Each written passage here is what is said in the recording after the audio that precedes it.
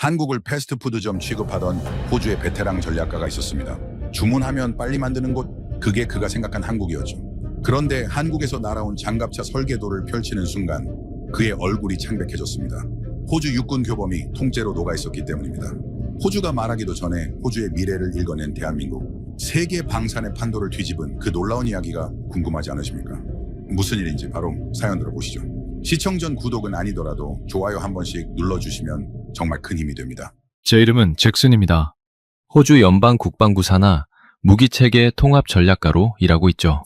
빅토리아주의 작은 마을에서 태어나 멜버른의 서늘한 바람을 맞으며 자랐습니다. 어릴 적부터 저는 기계에 미쳐 있었어요.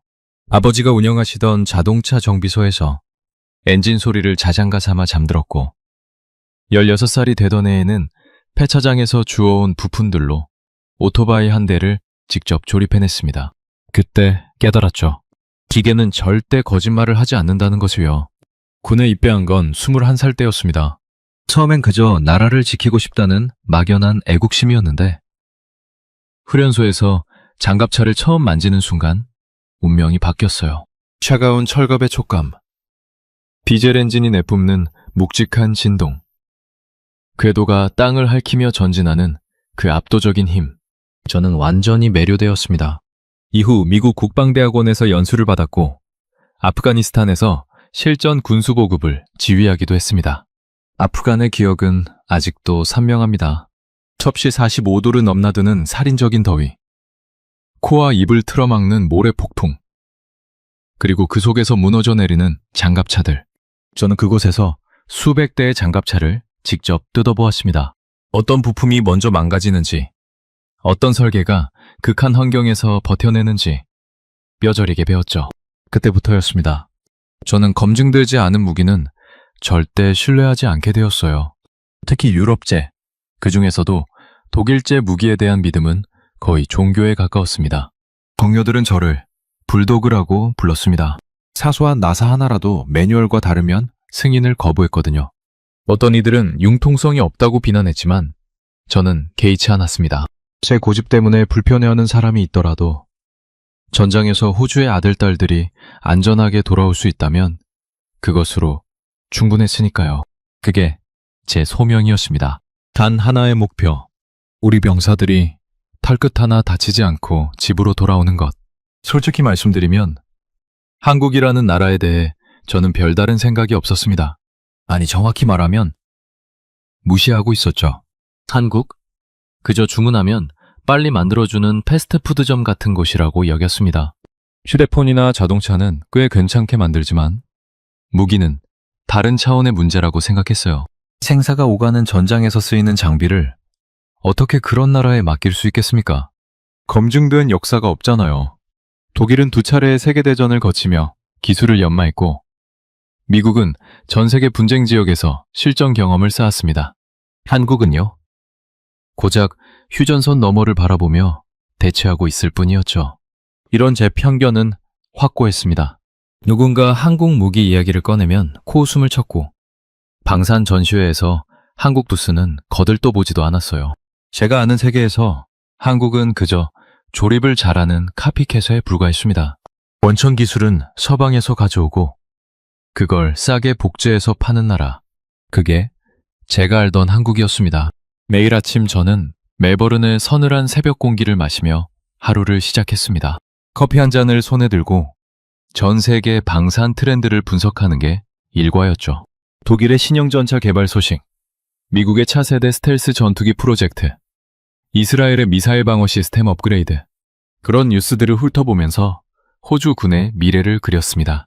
그 그림 속에 한국은 존재하지 않았어요. 단 한 번도요. 그런데 말입니다. 인생이란 게 참 묘하더군요.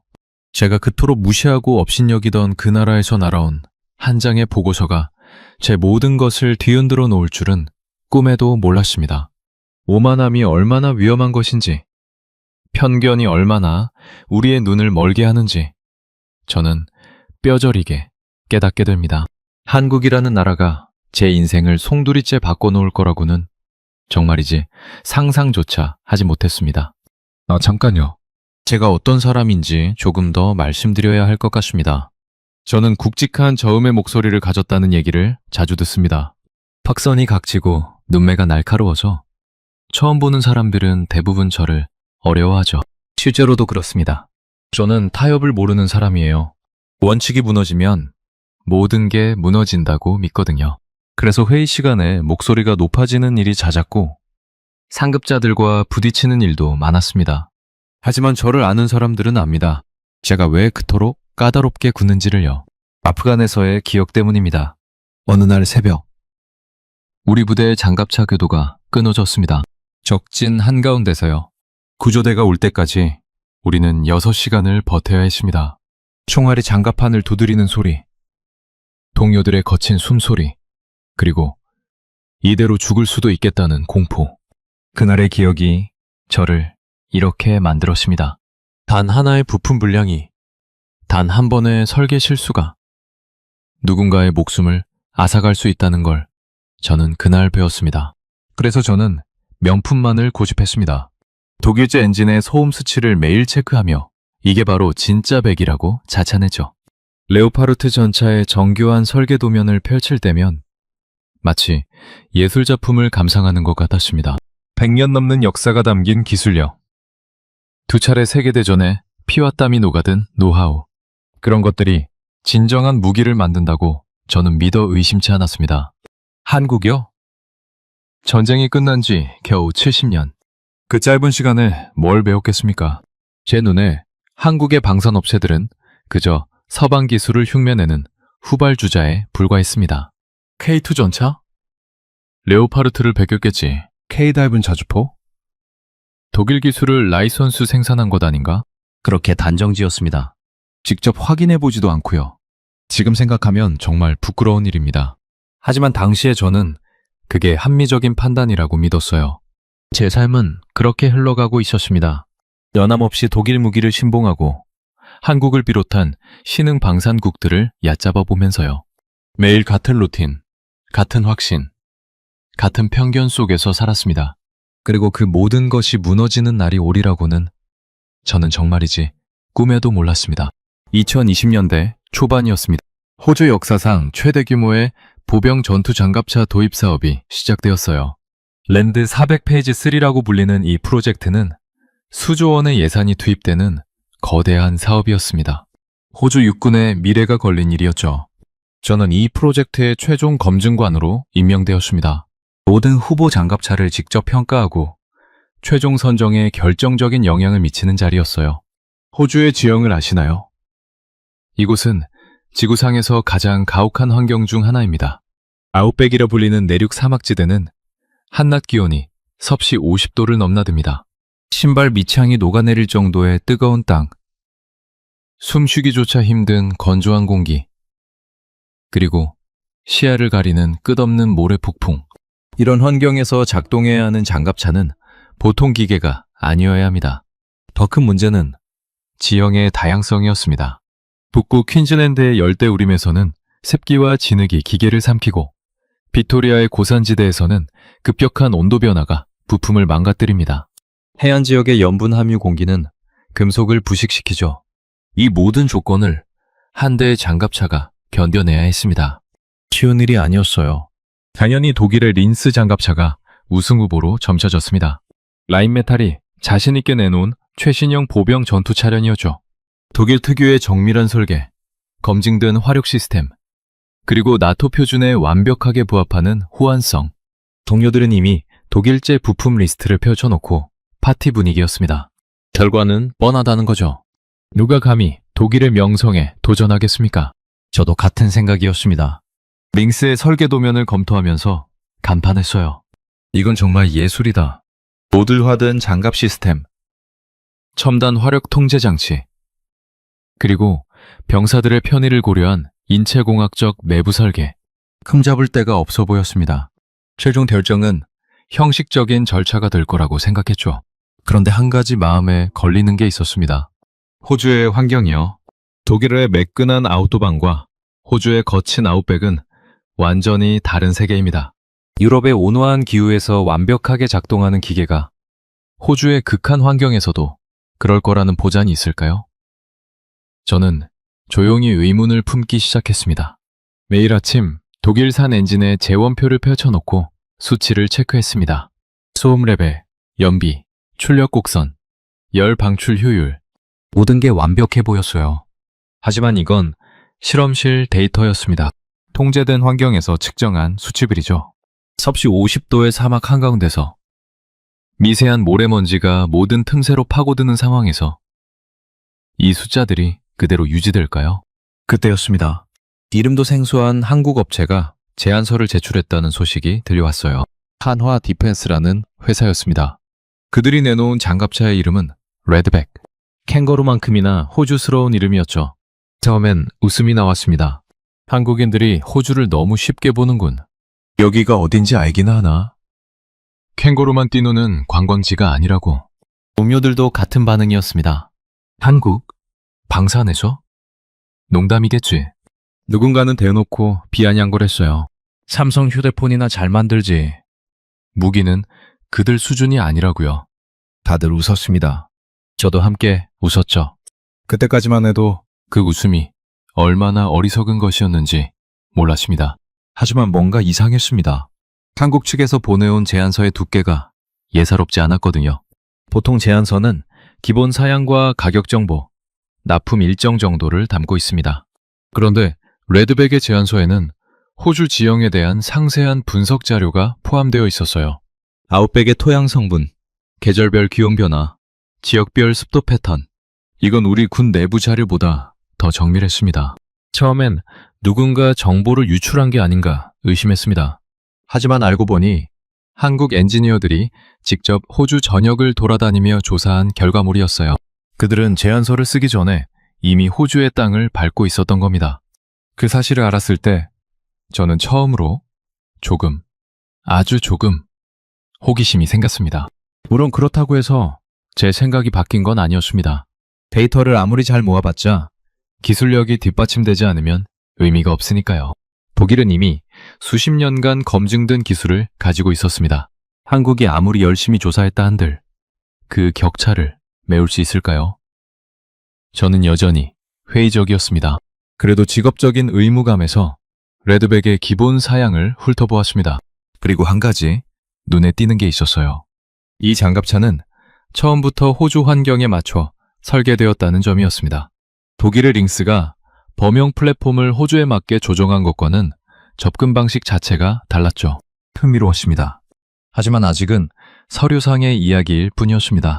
진짜 실력은 실제 테스트에서 드러나는 법이니까요. 저는 제안서를 덮으며 중얼거렸습니다. 두고 보자. 호주의 땅이 진짜와 가짜를 구별해 줄 테니까. 그 무렵 저는 매일 밤 링스의 설계 도면을 들여다보며 시간을 보냈습니다. 정말이지 아름다운 기계였어요. 독일 엔지니어들의 장인 정신이 구석구석에 배어 있었죠. 용접선 하나, 볼트 배치 하나까지 완벽한 대칭을 이루고 있었습니다. 이건 공학이 아니라 예술이야. 저는 진심으로 감탄했습니다.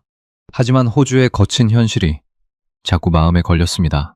독일의 도로는 세계 최고 수준으로 잘 정비되어 있습니다.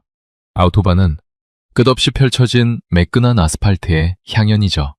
그런 환경에서 최적화된 기계가 호주의 흙탕물과 바위, 모래폭풍 속에서 제 성능을 발휘할 수 있을까요? 동료 마이클이 제 걱정을 비웃었습니다. 잭슨, 너무 예민해. 독일 기술이잖아. 세계 어디서든 통하는 거 알잖아. 그의 말이 맞을 수도 있었습니다. 하지만 저는 아프간에서 유럽산 장비들이 사막 환경에 얼마나 취약했는지 직접 목격한 사람이었어요. 화려한 재원표와 실전 성능 사이에는 종종 거대한 간극이 존재합니다. 한편으로 저는 레드백에 대해서도 더 알아보기 시작했습니다. 한화 디펜스라는 회사의 역사를 조사했죠. 원래는 한국화약이라는 이름으로 시작해서 방산 분야로 확장한 기업이었습니다. K가이는 자주포를 개발해서 세계 시장에서 성공을 거뒀다는 것도 알게 되었어요. 하지만 자주포와 보병 전투 장갑차는 다른 영역입니다. 과연 그들에게 이 정도 규모의 프로젝트를 감당할 능력이 있을까? 의문은 계속 쌓여갔습니다. 그리고 그 의문들은 곧 현실이 되어 제 앞에 나타납니다. 잠재된 문제들이 하나둘씩 수면 위로 떠오르기 시작했거든요. 완벽해 보였던 독일의 명품에서 균열이 발견되기 시작한 겁니다. 처음으로 불안감을 느낀 건 호주 북부의 교량 테스트 때였습니다. 링스 장갑차가 다윈 인근의 오래된 군용 교량을 건너는 시험이었죠. 이 교량은 제2차 세계대전 당시 건설된 것으로 호주군의 대부분의 장비가 통과할 수 있도록 설계되어 있었습니다. 당연히 밍슈도 문제없을 거라고 모두가 생각했어요. 그런데 장갑차가 교량 중앙에 도달했을 때 갑자기 계기판에 경고등이 켜졌습니다. 하중 초과. 교량의 구조물이 예상보다 큰 압력을 받고 있다는 신호였죠.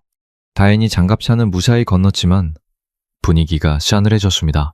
링스의 전투 중량이 예상보다 무거웠던 겁니다. 방어력을 강화하면서 무게가 밀어난 거죠. 저는 즉시 독일 측 엔지니어에게 해명을 요구했습니다. 그런데 돌아온 대답이 저를 경악하게 만들었어요.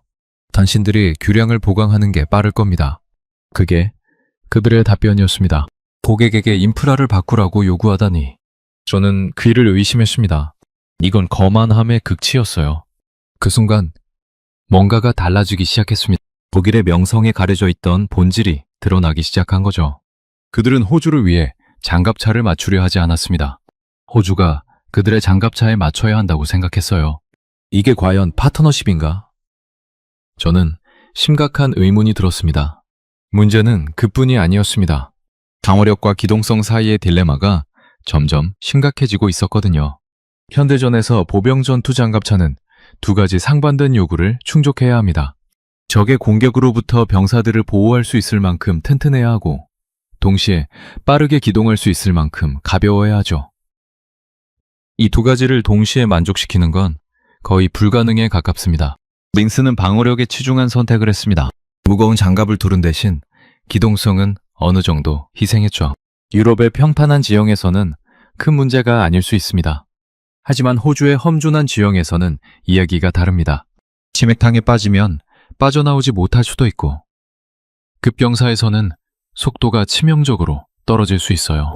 더 심각한 문제가 발생한 건 센서 테스트 때였습니다. 아웃백의 모래 폭풍 속에서 링스의 전자장비들이 오작동을 일으키기 시작했어요. 영상 카메라의 해상도가 급격히 떨어지고 레이더 시스템에 잡음이 끼기 시작했습니다.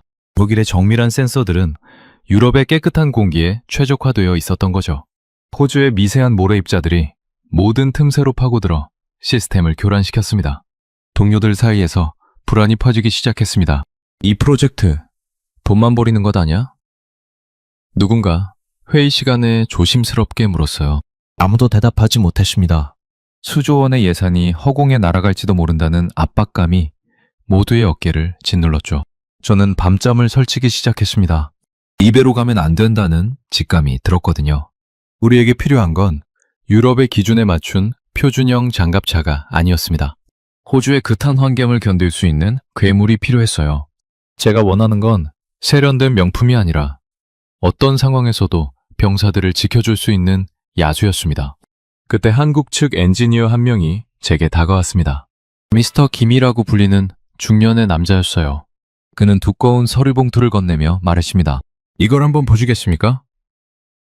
저는 무심하게 봉투를 받아들었습니다. 서류를 펼치는 순간 저는 숨이 멎는 것 같았습니다. 호주 지형 특화 설계안. 그게 서류의 제목이었습니다. 그리고 그 안에는 호주의 모든 지형적 특성에 대한 분석과 그에 맞춘 설계 변경 사항이 빼곡하게 적혀 있었어요. 교량 하중 문제, 모래 폭풍 대비, 극한 온도 대응, 우리가 고민하던 모든 문제에 대한 해답이 거기 있었습니다. 호주가 요청하기도 전에 그들은 이미 준비하고 있었던 겁니다. 저는 미스터 김의 얼굴을 다시 바라보았습니다. 그의 눈에는 자신감이 넘쳐 흐르고 있었어요. 거만함이 아닌 확신이었습니다. 이건 도대체 무슨 상황인가? 저는 혼란스러웠습니다. 제가 알던 세계의 질서가 흔들리기 시작했거든요. 그날 밤 저는 그 서류를 처음부터 끝까지 읽었습니다. 페이지를 넘길 때마다 경악과 감탄이 교차했어요. 이건 단순한 제안서가 아니었습니다. 호주를 향한 러브레터였습니다. 한국의 엔지니어들은 우리나라를 우리보다 더 잘 이해하고 있었어요. 하지만 서류는 서류일 뿐이었습니다. 진짜 실력은 실물로 증명되어야 하는 법이죠. 저는 속으로 다짐했습니다. 곧 그들의 장갑차가 도착할 겁니다. 그때 모든 것이 드러나겠죠. 허풍인지 진심인지, 실력인지, 마케팅인지, 호주의 땅이 심판해 줄 겁니다. 저는 아직 반신반의했습니다. 하지만 처음으로 한국이라는 나라를 제대로 바라보기 시작했습니다. 그 서류를 받은 후로 저는 한국에 대해 조사를 시작했습니다. 더 이상 무시할 수 없었거든요. 그리고 알게 된 사실들이 저를 놀라게 했습니다. 한국의 방산 역사는 생각보다 깊었습니다. 이 나라는 1962년에야 비로소 자체 소총을 생산하기 시작했어요. 미국에서 기술을 도입해 첫 발을 뗐죠. 하지만 그로부터 불과 40년 만에 세계 9번째 자주포 수출국으로 성장했습니다. K가 있는 자주포는 터키, 폴란드, 인도 등 전 세계로 팔려나가서요. 어떻게 이런 속도가 가능했을까요? 저는 이해할 수 없었습니다. 독일이 100년에 걸쳐 쌓아 올린 기술력을 한국은 어떻게 몇십 년 만에 따라잡은 걸까요? 뭔가 특별한 게 있을 거라고 생각했습니다. 그리고 또 하나 알게 된 게 있었습니다. 한국의 엔지니어들은 미친 사람들이라는 거죠. 좋은 의미로요. 그들은 불가능해 보이는 목표를 세우고 그걸 달성하기 위해 문자 그대로 자신을 불태웠습니다. 밤샘 작업은 기본이고 휴일도 반납하고 가족과의 시간도 희생했어요. 이런 집요함이 어디서 나오는 걸까요? 저는 궁금했습니다. 나중에 알게 되었지만 그건 역사에서 비롯된 것이었습니다. 한국은 주변 강대국들에 둘러싸여 늘 생존을 위협받았습니다. 자체 기술력이 없으면 언제든 무너질 수 있다는 절박함이 그들을 움직이는 원동력이었죠. 하지만 그때 저는 그런 깊은 맥락까지는 이해하지 못했습니다. 그저 흥미로운 정보로만 받아들였죠. 진짜 이해는 훨씬 나중에 레드백과 마주하고 나서야 가능했습니다. 동료들에게 한국 측 서류를 보여줬을 때 반응은 냉담했습니다. 마이클은 코웃음을 쳤어요. 서류야, 누가 못 만들어. 진짜 실력은 현장에서 나오는 거야. 틀린 말은 아니었습니다. 저도 같은 생각이었거든요. 하지만 마음 한구석에서 뭔가가 꿈틀거렸습니다. 만약 저 서류대로라면, 만약 한국이 정말로 저 모든 걸 실현할 수 있다면, 그건 우리가 알던 방산의 판도를 완전히 뒤집는 일이 될 겁니다. 저는 그 가능성을 완전히 부정할 수 없었습니다. 시험평가 날짜가 다가오고 있었습니다. 곧 모든 것이 밝혀질 터였습니다. 저는 초조하게 그날을 기다렸습니다. 독일의 명품이 승리할지, 아니면 한국의 도전자가 기적을 일으킬지, 답은 호주의 거친 땅 위에서 드러날 것이었습니다. 2021년 여름이었습니다. 호주 시험평가장에 거대한 컨테이너가 도착했어요. 한국에서 배로 2주일이나 걸려온 화물이었습니다. 컨테이너의 문이 열리는 순간 저는 눈을 의심했습니다. 그 안에서 모습을 드러낸 건 한국군의 K-21 장갑차가 아니었습니다. 완전히 바른 괴물이었어요. 더 크고, 더 육중하고, 더 위협적인 실루엣. 레드백이라는 이름에 걸맞게 붉은 대지를 정복하러 온 맹수 같았습니다. 저는 장갑차에 다가가 손으로 철갑을 만져보았습니다. 차가운 금속의 질감이 손끝으로 전해졌어요. 그런데 뭔가 달랐습니다. 일반적인 장갑차의 그것과는 표면 처리가 달랐어요. 나중에 알게 된 사실이지만 한국 엔지니어들은 호주의 강렬한 자외선과 극심한 온도 변화에 대비해 특수 코팅을 적용했던 겁니다. 하지만 저를 진정으로 충격에 빠뜨린 건 다른 것이었습니다. 레드백의 하부 구조를 살펴보던 중 저는 믿을 수 없는 것을 발견했어요. 이남내장, 유압 서스펜션. 이건 호주 측이 요구 조건으로 제시조차 하지 않았던 기술이었습니다. 그런데 한국은 이미 장착해서 보내온 거예요. 이 기술이 왜 중요한지 설명해 드릴게요. 기존의 장갑차는 고정된 서스펜션을 가지고 있습니다. 지면의 굴곡에 따라 차체가 함께 흔들리죠. 하지만 이남 내장 유압 서스펜션은 차체의 높이를 실시간으로 조절할 수 있습니다. 험한 지형에서는 차체를 높이고 적의 시야를 피해야 할 때는 낮출 수 있어요. 호주의 다양한 지형에 완벽하게 대응할 수 있는 기술이었습니다. 또 하나 눈에 띄는 게 있었습니다. 고무 궤도요. 일반적인 장갑차는 금속 궤도를 사용합니다. 튼튼하지만 소음이 크고 도로를 손상시키죠. 레드백은 복합 소재로 만든 고무 궤도를 장착하고 있었습니다.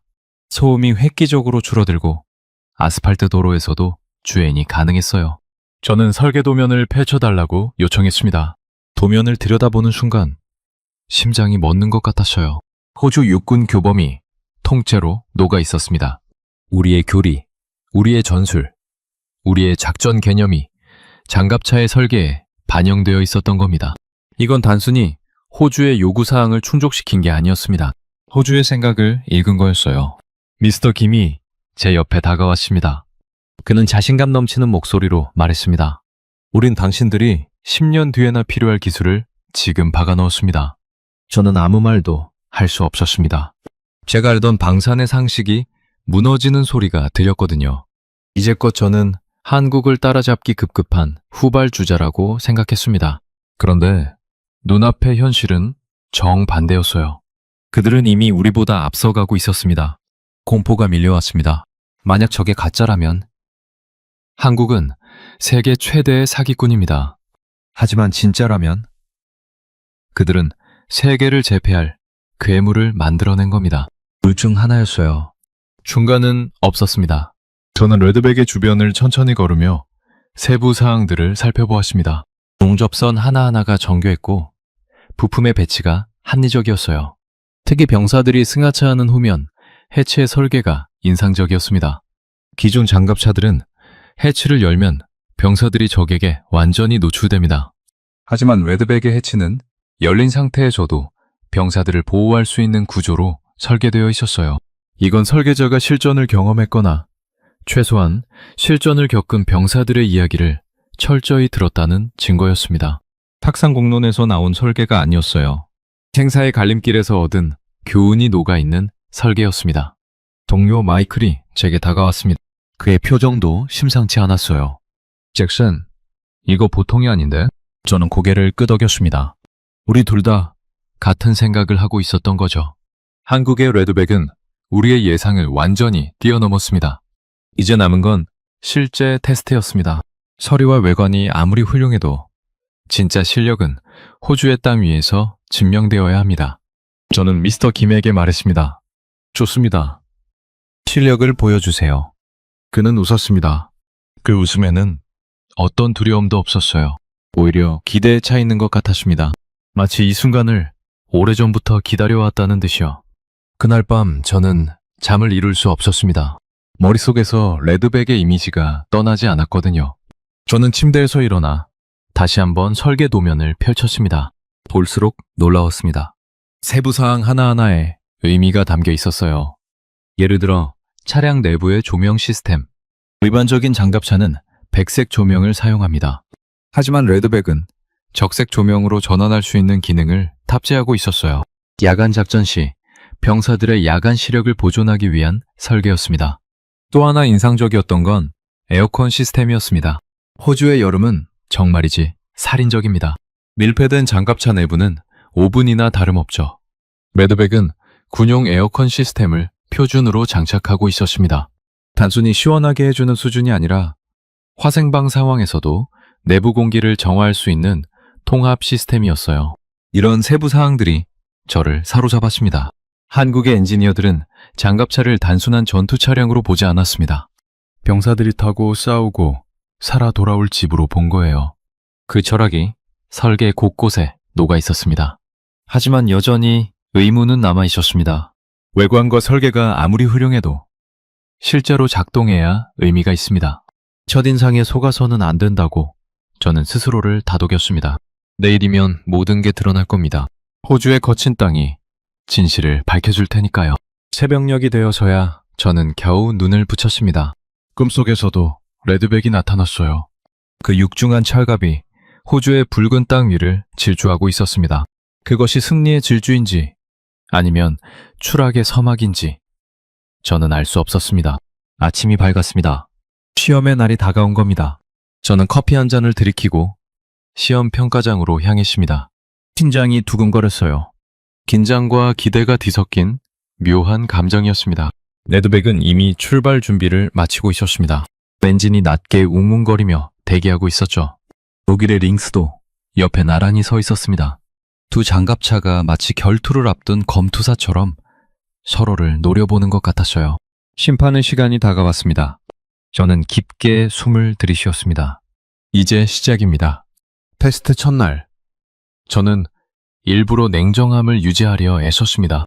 한국 장갑차에 대한 첫인상이 아무리 강렬했어도 제 직업은 객관적인 평가자입니다. 감정에 휘둘려서는 안 되었죠. 링스가 먼저 출발했습니다. 독일의 자존심답게 웅장한 엔진 소리를 내며 시험 코스로 들어섰어요. 저는 텔레메트리 데이터를 주시하며 성능 수치를 체크했습니다. 가속력, 선을 반경, 제동거리, 모든 항목에서 카탈로그 사양에 근접한 성능을 보여주었습니다. 하지만 문제는 호주의 환경이었습니다. 시험 코스의 중반부에는 인공적으로 만든 진흙탕 구간이 있었어요. 실제 퀸즐랜드 우기의 조건을 재현한 구간이었죠. 링스가 그 구간에 진입하자 속도가 눈에 띄게 떨어졌습니다. 무거운 차체가 진흙 속으로 빠져들기 시작한 거예요. 결국 링스는 그 구간을 통과하긴 했지만 예상보다 30%나 더 많은 시간이 걸렸습니다. 독일 측 엔지니어들의 표정이 굳어졌죠. 이건 심각한 문제였습니다. 실전에서 30%의 시간 지연은 생사를 가를 수 있으니까요. 이제 레드백의 차례였습니다. 솔직히 말하면 저는 비슷한 결과를 예상했습니다. 아무리 설계가 좋아도 물리법칙을 거스를 수는 없으니까요. 무거운 장갑차가 진흙탕에서 고전하는 건 당연한 일입니다. 그런데 레드백이 시동을 걸자마자 이상한 점을 발견했습니다. 엔진 소리가 링스와 완전히 달랐어요. 훨씬 조용했습니다. 디젤 엔진 특유의 딱딱거리는 소음이 현저히 줄어들어 있었죠. 나중에 알게 된 사실이지만 한국 엔지니어들은 소음 저감을 위해 엔진 마운트부터 배기 시스템까지 전면적으로 재설계했던 겁니다. 레드백이 진흙탕 구간에 접근했습니다. 저는 긴장하며 지켜보았어요. 그런데 놀라운 일이 벌어졌습니다. 진흙탕에 진입하기 직전 레드백의 차체가 미세하게 높아진 거예요. 이남매장 유압 서스펜션이 작동한 겁니다.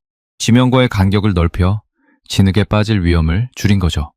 그리고 고무궤도의 위력이 드러났습니다.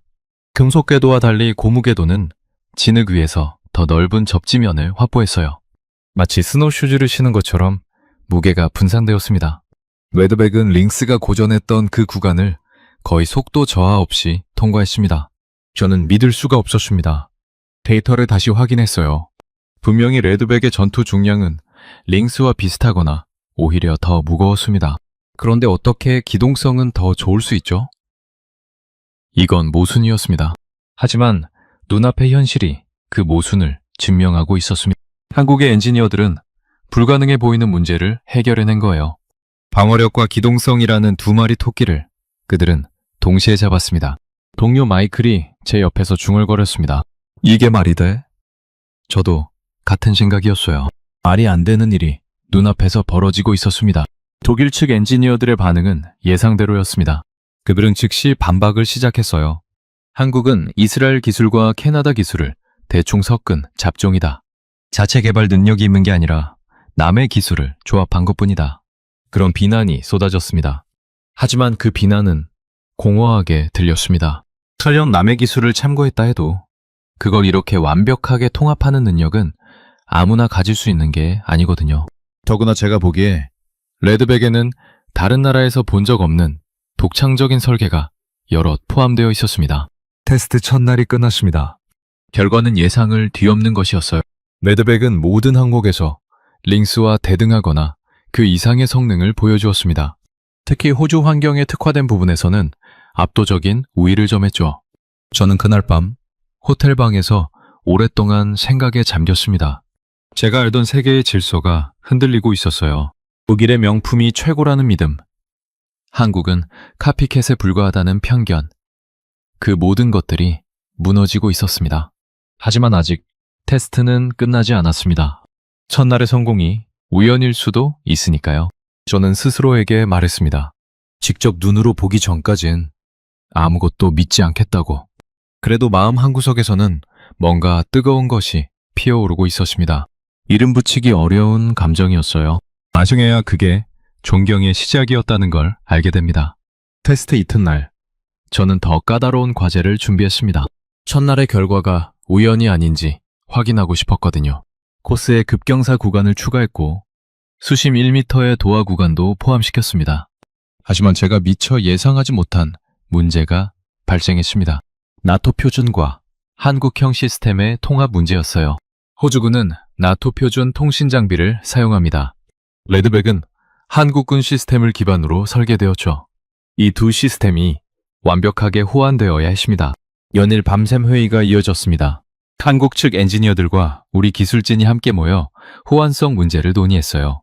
저는 그 회의에 참관하면서 또 한 번 놀랐습니다.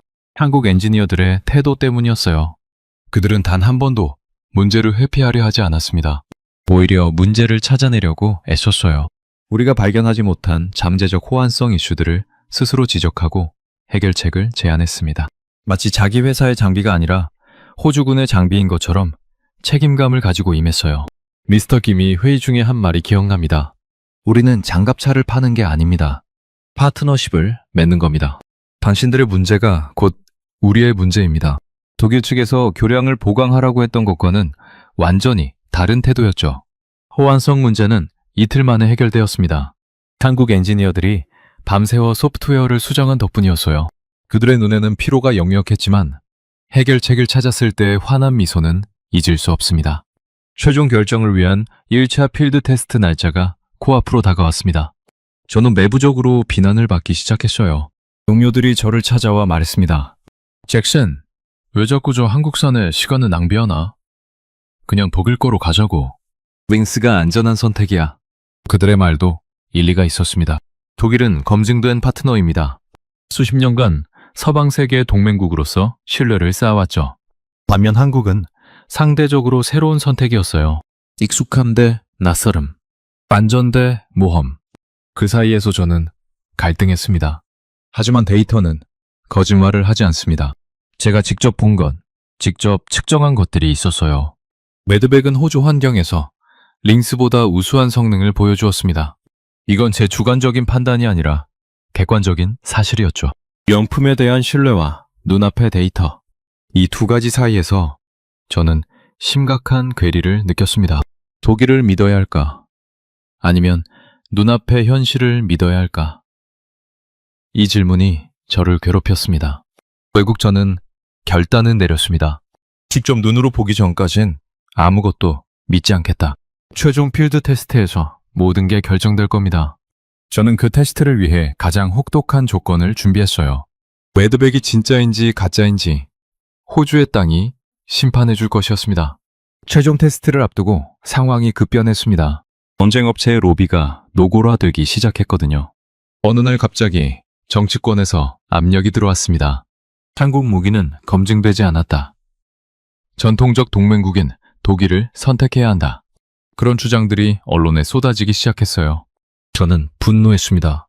이건 기술적 평가가 아니라 정치적 게임이 되어가고 있었거든요.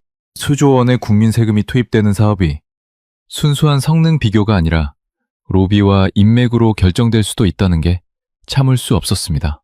설상가상으로 가짜뉴스가 퍼지기 시작했습니다. 한국 측 공장에서 부품 수급이 늦어질 것이다. 품질 관리에 문제가 있다. 출처를 알 수 없는 루머들이 온라인에서 확산되었어요.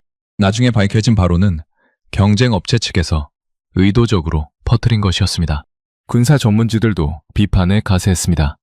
매드백은 호주에게 너무 과한 실험작이다. 검증된 링스를 선택하는 게 합리적이다. 그런 기사들이 연일 실렸어요. 저는 그 기사들을 읽으면서 이상한 점을 발견했습니다.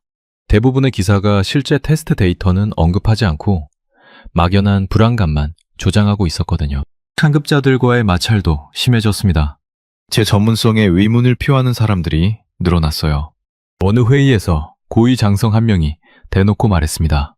잭슨, 자네가 끝까지 고집 피우면 이 프로젝트에서 배제하겠네. 제 커리어에 대한 위협이었죠. 저는 최저점에 도달했습니다. 사방에서 압력이 몰려오고 누구도 제 편이 아닌 것 같았어요. 집에서도 상황은 좋지 않았습니다. 매일 밤늦게까지 사계도면을 들여다보는 저를 딸이 안쓰럽게 바라보았어요. 아빠, 요즘 왜 그래? 그 질문에 제대로 대답할 수 없었습니다. 가족과의 관계도 소원해졌습니다.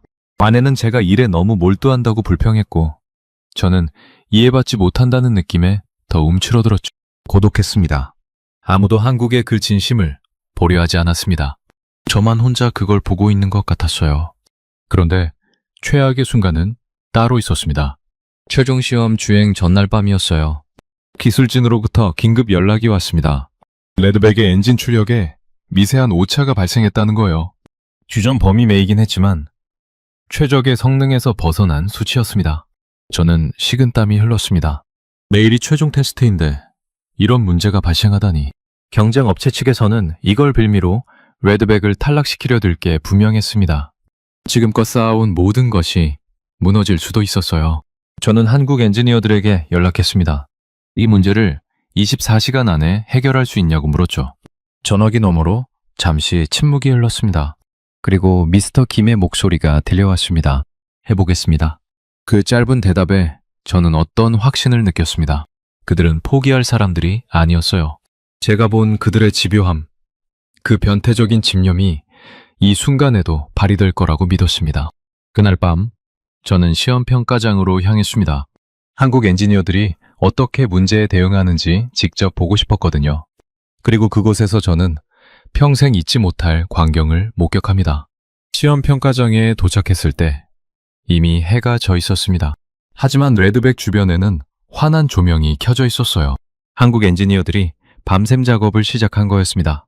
미스터 김을 포함해 15명 남짓한 엔지니어들이 장갑차 주변에 모여 있었습니다. 그들의 얼굴에는 피로가 역력했지만 눈빛만은 형형하게 빛나고 있었어요. 마치 전쟁터에 나선 병사들 같았습니다. 실제로 그들에게 이건 전쟁이나 다름없었겠죠. 회사의 명운이 한국 방산업에 자존심이 걸린 싸움이었으니까요. 저는 멀찍이서 그들의 작업을 지켜보았습니다. 그들은 엔진룸을 열고 하나하나 점검하기 시작했어요. 독일이나 미국의 엔지니어들이었다면 아마 매뉴얼을 펼쳐놓고 체크리스트를 따라갔을 겁니다. 하지만 한국 엔지니어들의 방식은 달랐습니다. 그들은 손으로 직접 부품을 만졌습니다. 볼트의 조임 상태, 호스의 연결 부위, 센서의 배치, 모든 것을 눈과 손으로 확인했어요. 마치 의사가 환자를 진찰하듯이 기계와 대화하는 것 같았습니다. 이건 매뉴얼에서 배울 수 없는 기술이었어요. 오랜 현장 경험에서 체득한 짬이었습니다. 밤이 깊어갔습니다. 기온이 급격히 떨어졌지만 그들은 꿈쩍도 하지 않았습니다. 저는 커피를 사다 건넸어요. 한국 엔지니어 한 명이 고맙다며 받아들었습니다. 그의 손이 기름때로 새까맸어요. 하지만 그 손으로 내린 커피를 마시는 그의 표정은 평온했습니다. 새벽 3시쯤이었을까요? 저는 졸음을 이기지 못해 잠시 눈을 붙였습니다. 1시간 정도 지났을 때 함성 소리에 잠이 깼어요. 눈을 떠보니 한국 엔지니어들이 환호하고 있었습니다. 문제를 찾았습니다. 미스터 김이 제게 다가와 설명했습니다. 엔진 출력 오차의 원인이 엔진 자체가 아니었다는 거예요. 호주 특유의 미세한 모래 입자가 공기 필터에 끼어서 공기 흡입량이 미세하게 줄어든 게 원인이었습니다. 호주의 환경이 만들어낸 문제였던 거죠. 저는 그제야 깨달았습니다. 그들은 기계를 고치는 게 아니었습니다. 호주의 환경과 싸우고 있었던 거예요. 그리고 그 싸움에서 이기기 위해 그들은 밤을 새워 원인을 추적했습니다.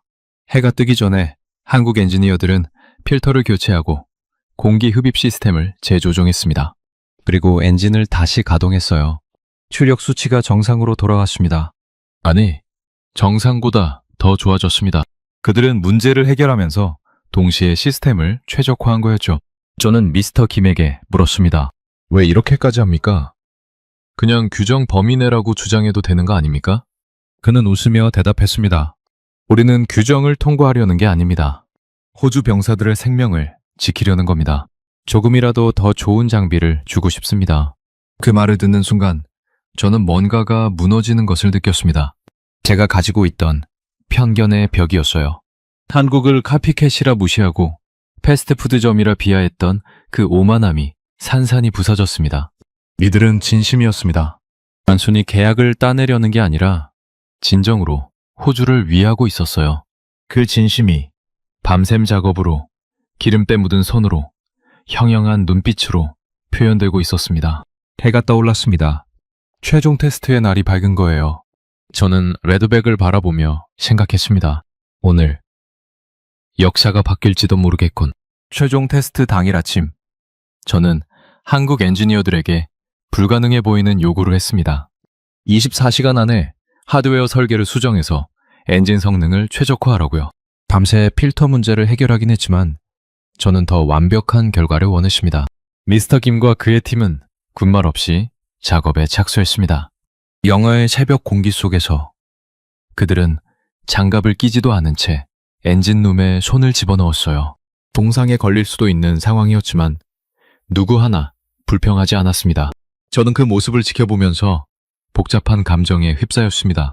하지만 다음 날 아침, 결과는 기대에 미치지 못했습니다. 엔진 소음이 여전히 기준치를 약간 웃돌았거든요. 규정 범위 내이긴 했지만 완벽하지는 않았어요. 저는 실망했습니다. 그리고 그 실망은 곧 주변의 비난으로 이어졌습니다. 거봐라, 한국은 겉만 번지르르 하지 기초 체력이 부족하다. 경쟁 업체 측에서 흘린 말이 순식간에 퍼졌습니다. 한국의 기술력에 대한 의문이 다시 고개를 들었어요. 저도 흔들렸습니다. 역시 내가 틀렸나? 독일을 선택하는 게 맞았나?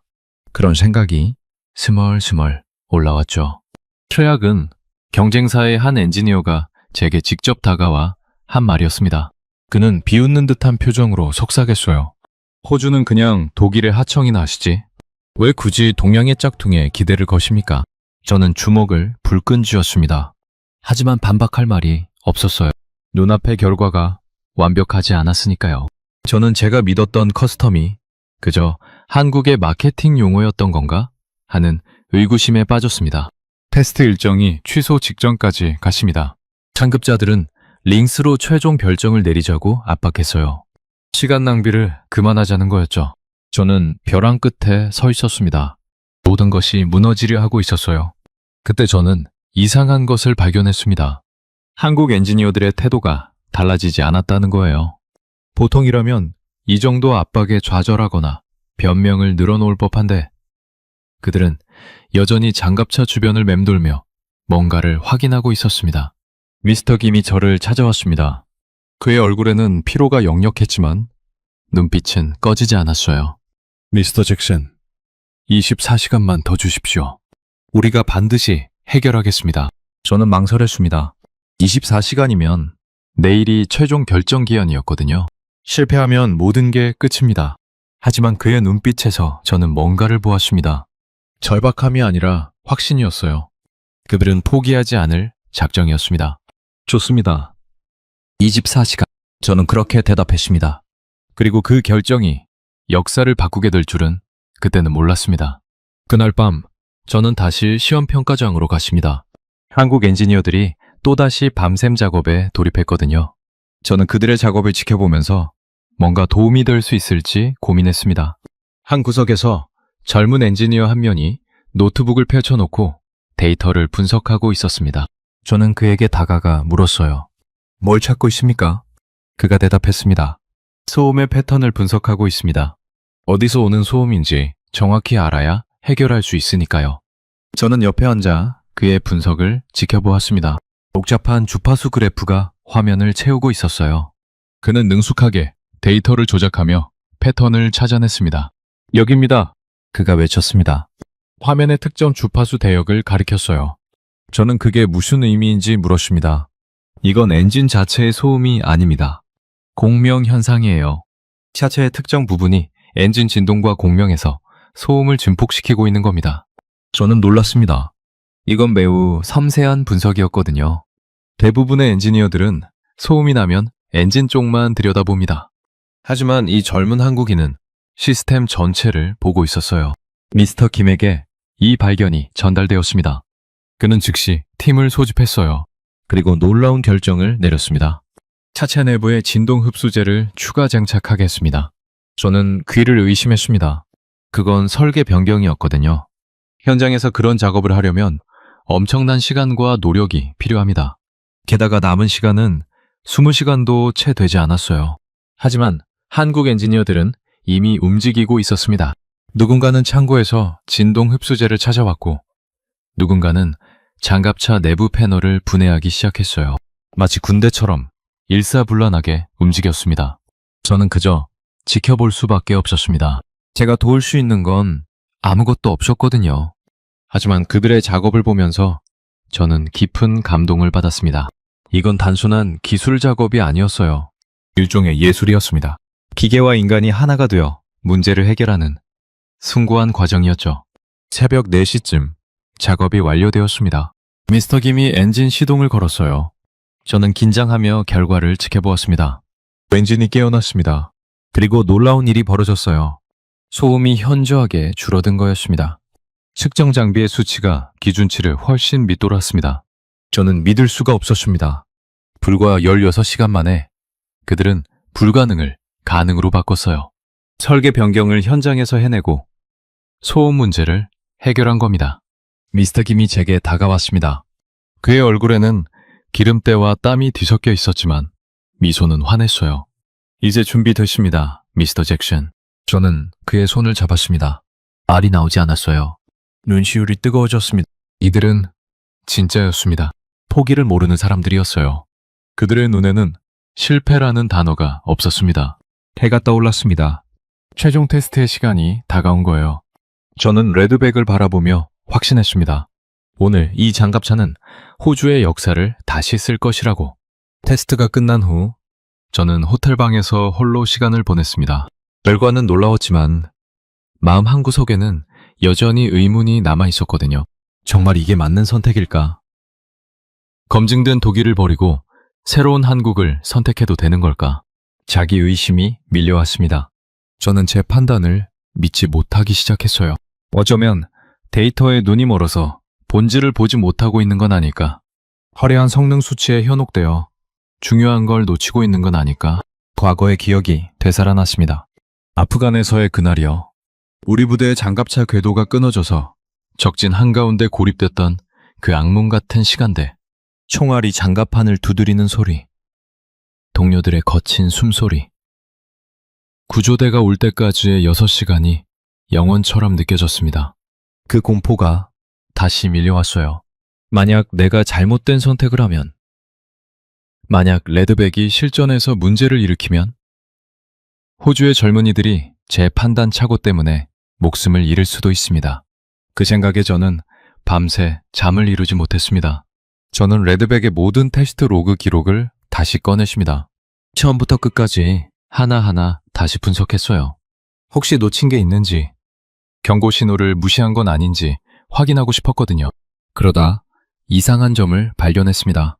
소음 문제가 완전히 해결된 후에도 한국 엔지니어들은 여전히 장갑차 주변을 맴돌고 있었어요. 이미 테스트는 성공적으로 끝났는데도요. 그들은 왜 아직도 거기 있는 걸까?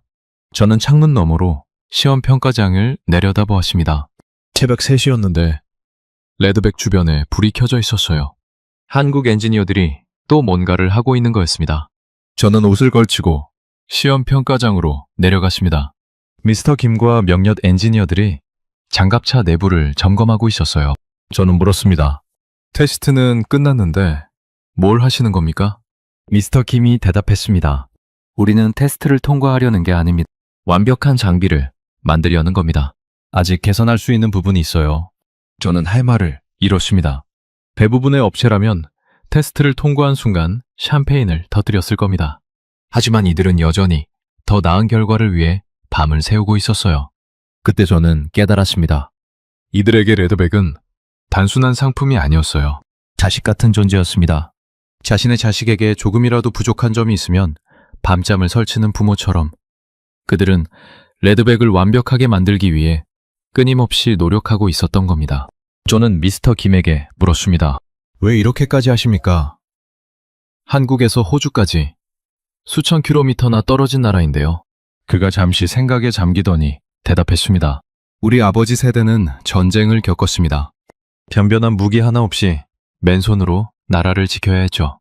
그 서러움을 저는 어릴 때부터 들으며 자랐습니다. 이제 우리는 세계 최고의 무기를 만들 수 있게 돼서요.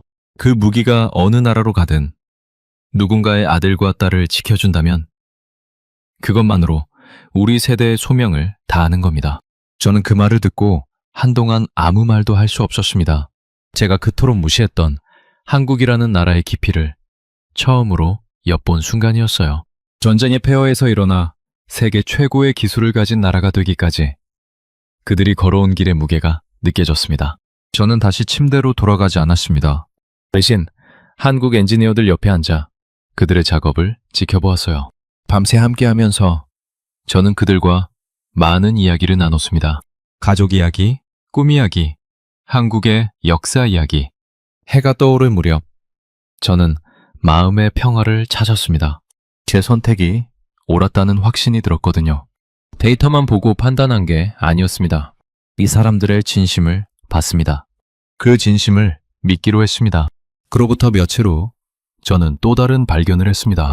레드백의 로그 기록을 분석하다가 한 가지 패턴을 찾아낸 거예요. 호주 환경에서 특정 조건이 충족되면 미세한 성능 저하가 발생하는 현상이었습니다. 이건 심각한 결함은 아니었어요. 규정 범위 내의 변동이었고 실전에서 문제가 될 가능성은 낮았습니다. 하지만 저는 완벽을 추구하는 사람입니다. 조금이라도 개선할 여지가 있다면 그냥 넘어갈 수 없었죠. 저는 이 발견을 미스터 김에게 전달했습니다. 그가 보인 반응은 제 예상과 완전히 달랐어요. 감사합니다, 미스터 잭슨. 우리도 그 패턴을 알고 있었습니다. 저는 놀랐습니다. 알고 있었다고요? 그런데 왜 보고하지 않았습니까? 미스터 김이 웃으며 대답했습니다. 보고할 필요가 없었습니다. 이미 해결책을 준비해뒀거든요. 당신이 발견할 때쯤이면 우리도 수정 작업을 마칠 예정이었습니다. 그는 노트북을 열어 소프트웨어 업데이트 계획을 보여주었습니다. 한국 본사의 개발팀이 실시간으로 레드백의 데이터를 분석하고 지속적으로 소프트웨어를 개선하고 있었던 거예요. 마치 살아있는 생명체처럼 레드백은 계속해서 진화하고 있었습니다. 이건 독일이 절대 할 수 없는 일이었습니다. 독일의 장갑차는 완성품이었어요. 한번 설계가 확정되면 쉽게 바뀌지 않습니다. 하지만 한국의 접근 방식은 달랐습니다. 그들에게 장갑차는 결코 완성되지 않는 프로젝트였어요. 끊임없이 개선하고 발전시키고 고객의 피드백을 반영하는 살아있는 시스템이었습니다. 저는 그때 처음으로 한국이라는 나라의 경쟁력이 어디서 오는지 이해했습니다. 그건 단순한 기술력이 아니었어요. 고객을 향한 집요한 집중력, 완벽을 추구하는 집념, 그리고 포기를 모르는 끈기. 이 세 가지가 결합되어 불가능을 가능으로 만들고 있었던 겁니다. 저는 미스터 김에게 물었습니다. 이런 방식으로 일하는 게 힘들지 않습니까? 끝이 없잖아요. 그가 대답했습니다. 힘들죠. 하지만 우리 병사들이 이 장갑차를 타고 전장에 나간다고 생각하면 힘들다는 말이 부끄러워집니다. 제 아들도 군 복무 중이거든요. 언젠가 제 아들이 탈 장비라고 생각하며 만듭니다. 그 말은 저를 깊이 울렸습니다. 저도 같은 마음이었거든요. 호주의 젊은이들이 안전하게 돌아오길 바라는 마음. 그것이 제가 이 일을 하는 이유였습니다. 그리고 한국의 엔지니어들도 같은 마음으로 레드백을 만들고 있었던 거예요. 국적은 달랐지만 우리는 같은 꿈을 꾸고 있었습니다. 예상치 못한 조력자가 등장한 건 그로부터 이틀 후였습니다. 한국에서 급파된 원로 엔지니어 한 분이 시험평가장에 도착했어요. 이 고문이라고 불리는 70세의 노인이었습니다. 저는 처음에 의아했습니다. 고령의 고문이 무슨 도움이 될 수 있을까 싶었거든요. 하지만 이 고문이 모습을 드러내는 순간 저는 생각을 바꿨습니다. 그는 정장 대신 기름때 묻은 작업복을 입고 나타났습니다. 구부정한 허리에도 불구하고 눈빛은 날카로웠어요. 그리고 레드백에 다가가자마자 차체 밑으로 기어들어가 하부 구조를 점검하기 시작했습니다. 70세의 노인이요. 젊은 엔지니어들이 당황하며 말렸습니다. 고문님, 저희가 하겠습니다. 하지만 이 고문은 손을 저었어요. 내가 직접 봐야 안심이 돼. 저는 미스터 김에게 저분이 누구냐고 물었습니다. 그가 존경 어린 목소리로 대답했어요. 한국 최초의 장갑차 기술 세대입니다. K2 보병전투 장갑차의 개발에 참여했고 K21의 설계 총괄을 맡았습니다. 레드백의 뿌리를 만든 분이죠. 저는 놀랐습니다. 그런 대단한 분이 직접 호주까지 날아온 거예요. 그것도 현장에서 기름때를 묻혀가며 작업하기 위해서요. 이 고문이 차 밑에서 나와 제게 다가왔습니다. 그의 손은 기름으로 얼룩져 있었지만 악수를 청해왔어요. 저는 그 손을 잡았습니다. 미스터 잭슨이시죠? 많이 들었습니다. 그가 낮고 차분한 목소리로 말했습니다. 저는 어떻게 대답해야 할지 몰라 더듬거렸어요. 이 고문이 계속 말했습니다. 우리는 무기를 만드는 게 아닙니다. 당신들 아들들이 탈집을 짓는 겁니다. 집이 튼튼해야 가족이 안전하잖아요. 그 말이 가슴에 꽂혔습니다. 무기를 집에 비유하다니. 하지만 그게 정확한 표현이었어요. 장갑차는 전장에서 병사들의 유일한 피난처입니다. 그 안에서 먹고 자고 싸우고 때로는 죽기도 하죠. 그러니 집이 맞습니다. 이 고문은 한국군 K-21 장갑차에서 축적된 수십 년의 노하우를 가지고 있었습니다. 그리고 그 노하우를 호주 환경에 맞게 즉석에서 적용하기 시작했어요. 서양식 매뉴얼 중심의 접근이 아니라 현장의 직관과 경험으로 문제를 해결하는 방식이었습니다. 저는 그의 작업을 옆에서 지켜보았습니다. 그가 부품을 만지는 손놀림은 마치 외과 의사 같았어요. 정확하고 섬세하며 신중했습니다. 오랜 세월 쌓아온 경험이 손끝에 녹아 있었죠. 특히 인상적이었던 건 그가 문제를 진단하는 방식이었습니다. 젊은 엔지니어들이 컴퓨터 데이터를 분석할 때 이 고문은 눈을 감고 엔진 소리를 들었어요. 그리고 정확히 어느 부분에 문제가 있는지 짚어냈습니다. 어떻게 하신 겁니까? 제가 물었습니다. 이 고문이 웃으며 대답했어요. 50년을 이 소리만 들었으니까요. 기계도 사람처럼 아프면 신음소리를 내요. 그 소리를 듣는 법을 배우면 됩니다. 저는 감탄할 수밖에 없었습니다. 이건 기술을 넘어선 경지였어요. 장인의 영역이었습니다. 이 고문은 단 2시간 만에 결정적인 개선을 해냈습니다. 엔진의 공기 필터를 호주 사막에 특화된 형태로 즉석에서 깎아낸 거예요. 기존 필터는 유럽의 깨끗한 공기에 맞게 설계되어 있었습니다. 하지만 호주의 미세한 모래입자는 그 필터의 눈을 빠르게 막아버렸죠. 이 고문이 만든 새 필터는 눈의 크기와 배열이 완전히 달랐습니다. 호주의 모래입자 크기를 분석해서 효율적으로 걸러내면서도 공기 흐름을 방해하지 않는 최적의 구조를 찾아낸 거예요. 어떻게 이렇게 빨리 할 수 있습니까? 제가 물었습니다. 이 고문이 대답했어요. 비슷한 문제를 중동에서도 겪었거든요. 사우디아라비아에 K9 자주포를 수출했을 때 사막 모래 때문에 고생했습니다. 그때 배운 걸 여기 적용한 거죠. 저는 고개를 끄덕였습니다. 한국 방산업대가 세계 각지에 무기를 수출하면서 쌓은 경험이 이렇게 활용되고 있었던 거예요. 다양한 환경에서의 실전 경험이 축적되어 어떤 상황에서도 대응할 수 있는 노하우가 된 겁니다. 그날 저녁, 저는 이 고문과 함께 저녁 식사를 했습니다. 그는 한국의 방산 역사에 대해 많은 이야기를 들려주었어요. 우리 세대는 맨손으로 시작했습니다. 도면 한 장 없이 미군 장비를 뜯어보며 구조를 익혔죠. 밤새워 모형을 만들고 실패하고 다시 만들고 그렇게 50년이 흘렀습니다. 그의 눈에 감회가 서렸습니다. 저는 조용히 듣고 있었어요. 지금 젊은 친구들은 우리 때와 다릅니다. 교육도 받고 좋은 장비도 있죠. 하지만 한 가지는 변하지 않았어요. 포기하지 않는 마음. 그게 한국의 힘입니다. 저는 그 말에 깊이 공감했습니다. 제가 본 한국 엔지니어들도 똑같았거든요. 실패에 좌절하지 않고 끝까지 해결책을 찾아내는 끈기. 그게 그들을 여기까지 이끌어온 힘이었습니다. 이 고문이 한국으로 돌아가기 전 저에게 작은 선물을 주었습니다. 오래된 볼펜이었어요. 이건 제가 첫 번째 K2 장갑차 설계할 때 쓰던 펜입니다. 행운을 가져다 줬죠. 이제 당신에게 드립니다. 저는 감사히 그 볼펜을 받았습니다. 볼펜 자체는 낡고 평범했지만 거기에 담긴 의미는 무겁게 느껴졌어요. 2세대에 걸친 한국 엔지니어들의 땀과 눈물이 담긴 물건이었습니다. 그날 밤 어둠 속에서 레드백의 엔진이 다시 포효하기 시작했습니다. 이 고문이 개선한 필터 덕분에 소리는 더 맑고 힘찼어요. 마치 갇혀있던 야수가 풀려난 것 같았습니다. 저는 레드백을 바라보며 생각했습니다. 이건 그냥 기계가 아니다. 한 민족의 한과 꿈이 담긴 결정체다. 그리고 이제 그 결정체가 호주를 위해 싸워줄 것이다. 이제 저는 마음을 완전히 굳혔습니다. 레드백을 밀어붙이기로요. 하지만 그러려면 더 확실한 증거가 필요했습니다. 회의적인 상급자들을 설득하려면 압도적인 결과를 보여줘야 했거든요.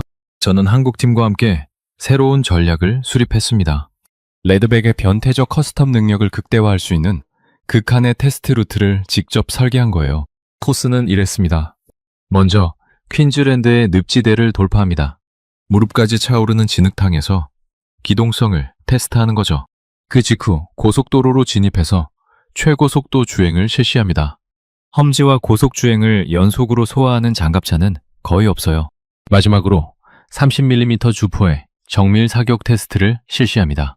이동 중 사격 정확도를 측정하는 거죠. 이건 살인적인 코스였습니다. 대부분의 장갑차는 이 중 하나만 해도 버거워해요. 세 가지를 연속으로 소화하는 건 거의 불가능에 가깝습니다. 저는 의도적으로 호주군 내부의 가장 회의적인 인사들을 평가관으로 초청했습니다. 그들이 직접 보고 인정해야 반론의 여지가 없을 테니까요. 또한 가짜뉴스에 대응하기 위해 실시간 텔레메트리 데이터를 공개하기로 결정했습니다. 모든 수치가 실시간으로 중계되면 조작 의혹도 제기할 수 없을 겁니다. 미스터 김에게 계획을 설명했을 때 그는 잠시 생각에 잠겼습니다. 그리고 고개를 끄덕였어요. 좋습니다. 우리도 각오를 하죠. 저는 물었습니다. 솔직히 자신 있습니까? 이건 정말 혹독한 테스트입니다. 미스터 김이 웃으며 대답했어요. 한국에서 온 장비가 호주에서 못 버틴다면 우리가 여기 온 의미가 없죠. 걱정 마세요. 레드백은 이것보다 더한 조건에서도 설계됐습니다. 저는 그의 자신감에 고무되었습니다. 하지만 동시에 걱정도 됐어요. 만약 실패하면? 저의 경력은 물론이고 한국 방산업 전체의 이미지에 타격이 갈 겁니다. 모든 것을 건 도박이었습니다. 각오를 다졌습니다. 한국이 보여준 진심에 매 경력을 걸고 화답하겠다. 테스트 전날 모든 준비가 완료되었습니다. 레드백의 센서에 호주군 보안 코드를 직접 심었고 통신 시스템의 호환성도 마지막으로 점검했어요.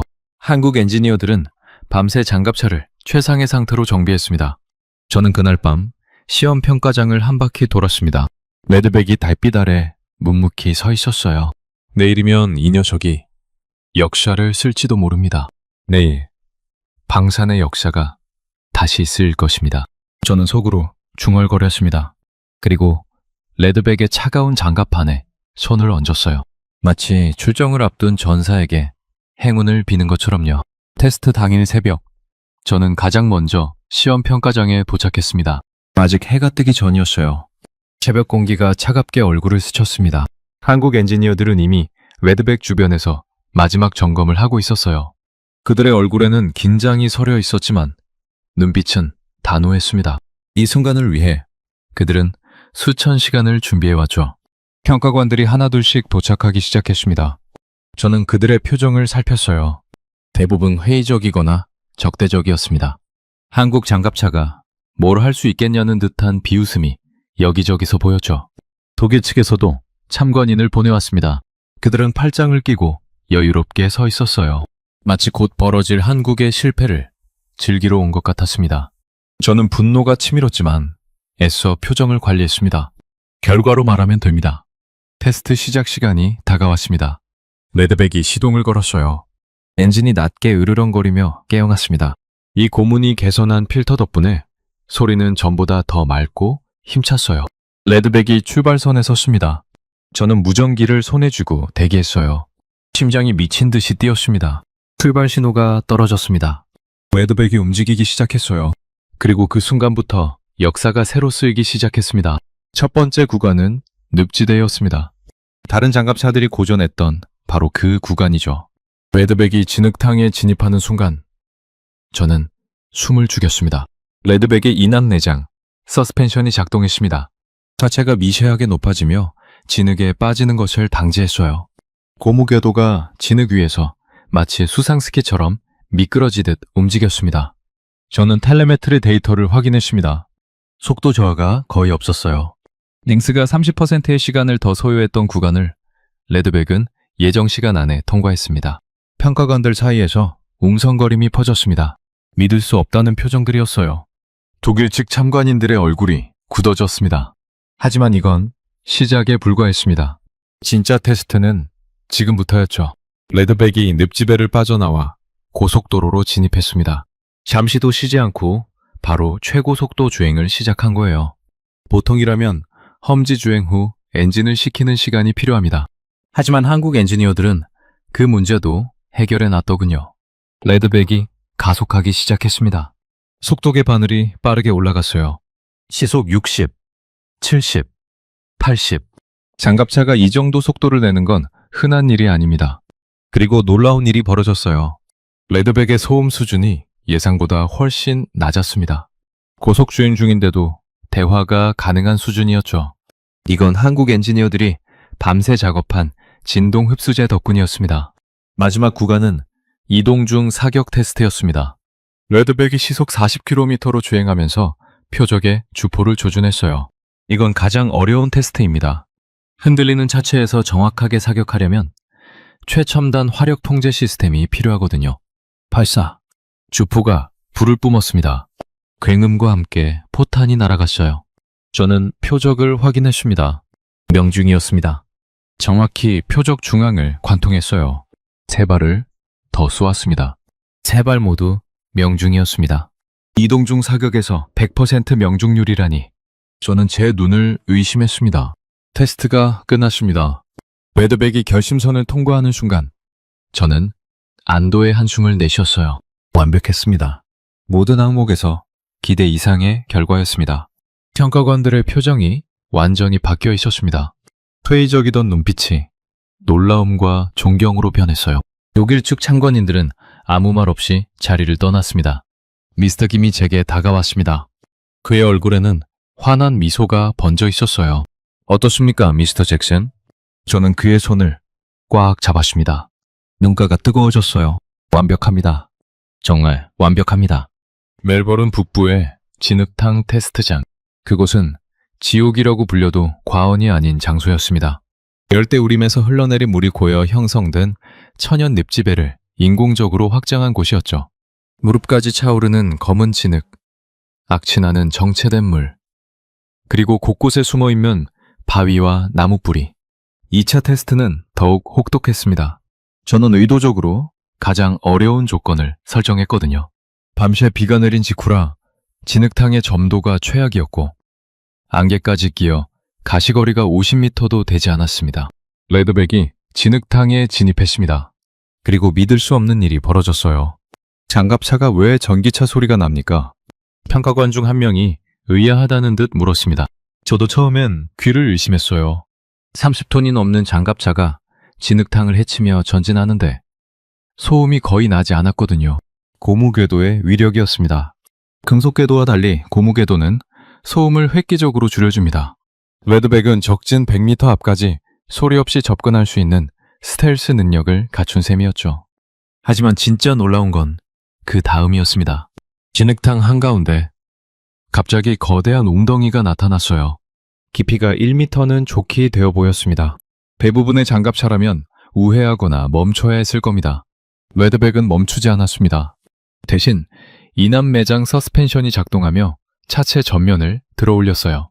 마치 말이 앞다리를 들어올리듯이요.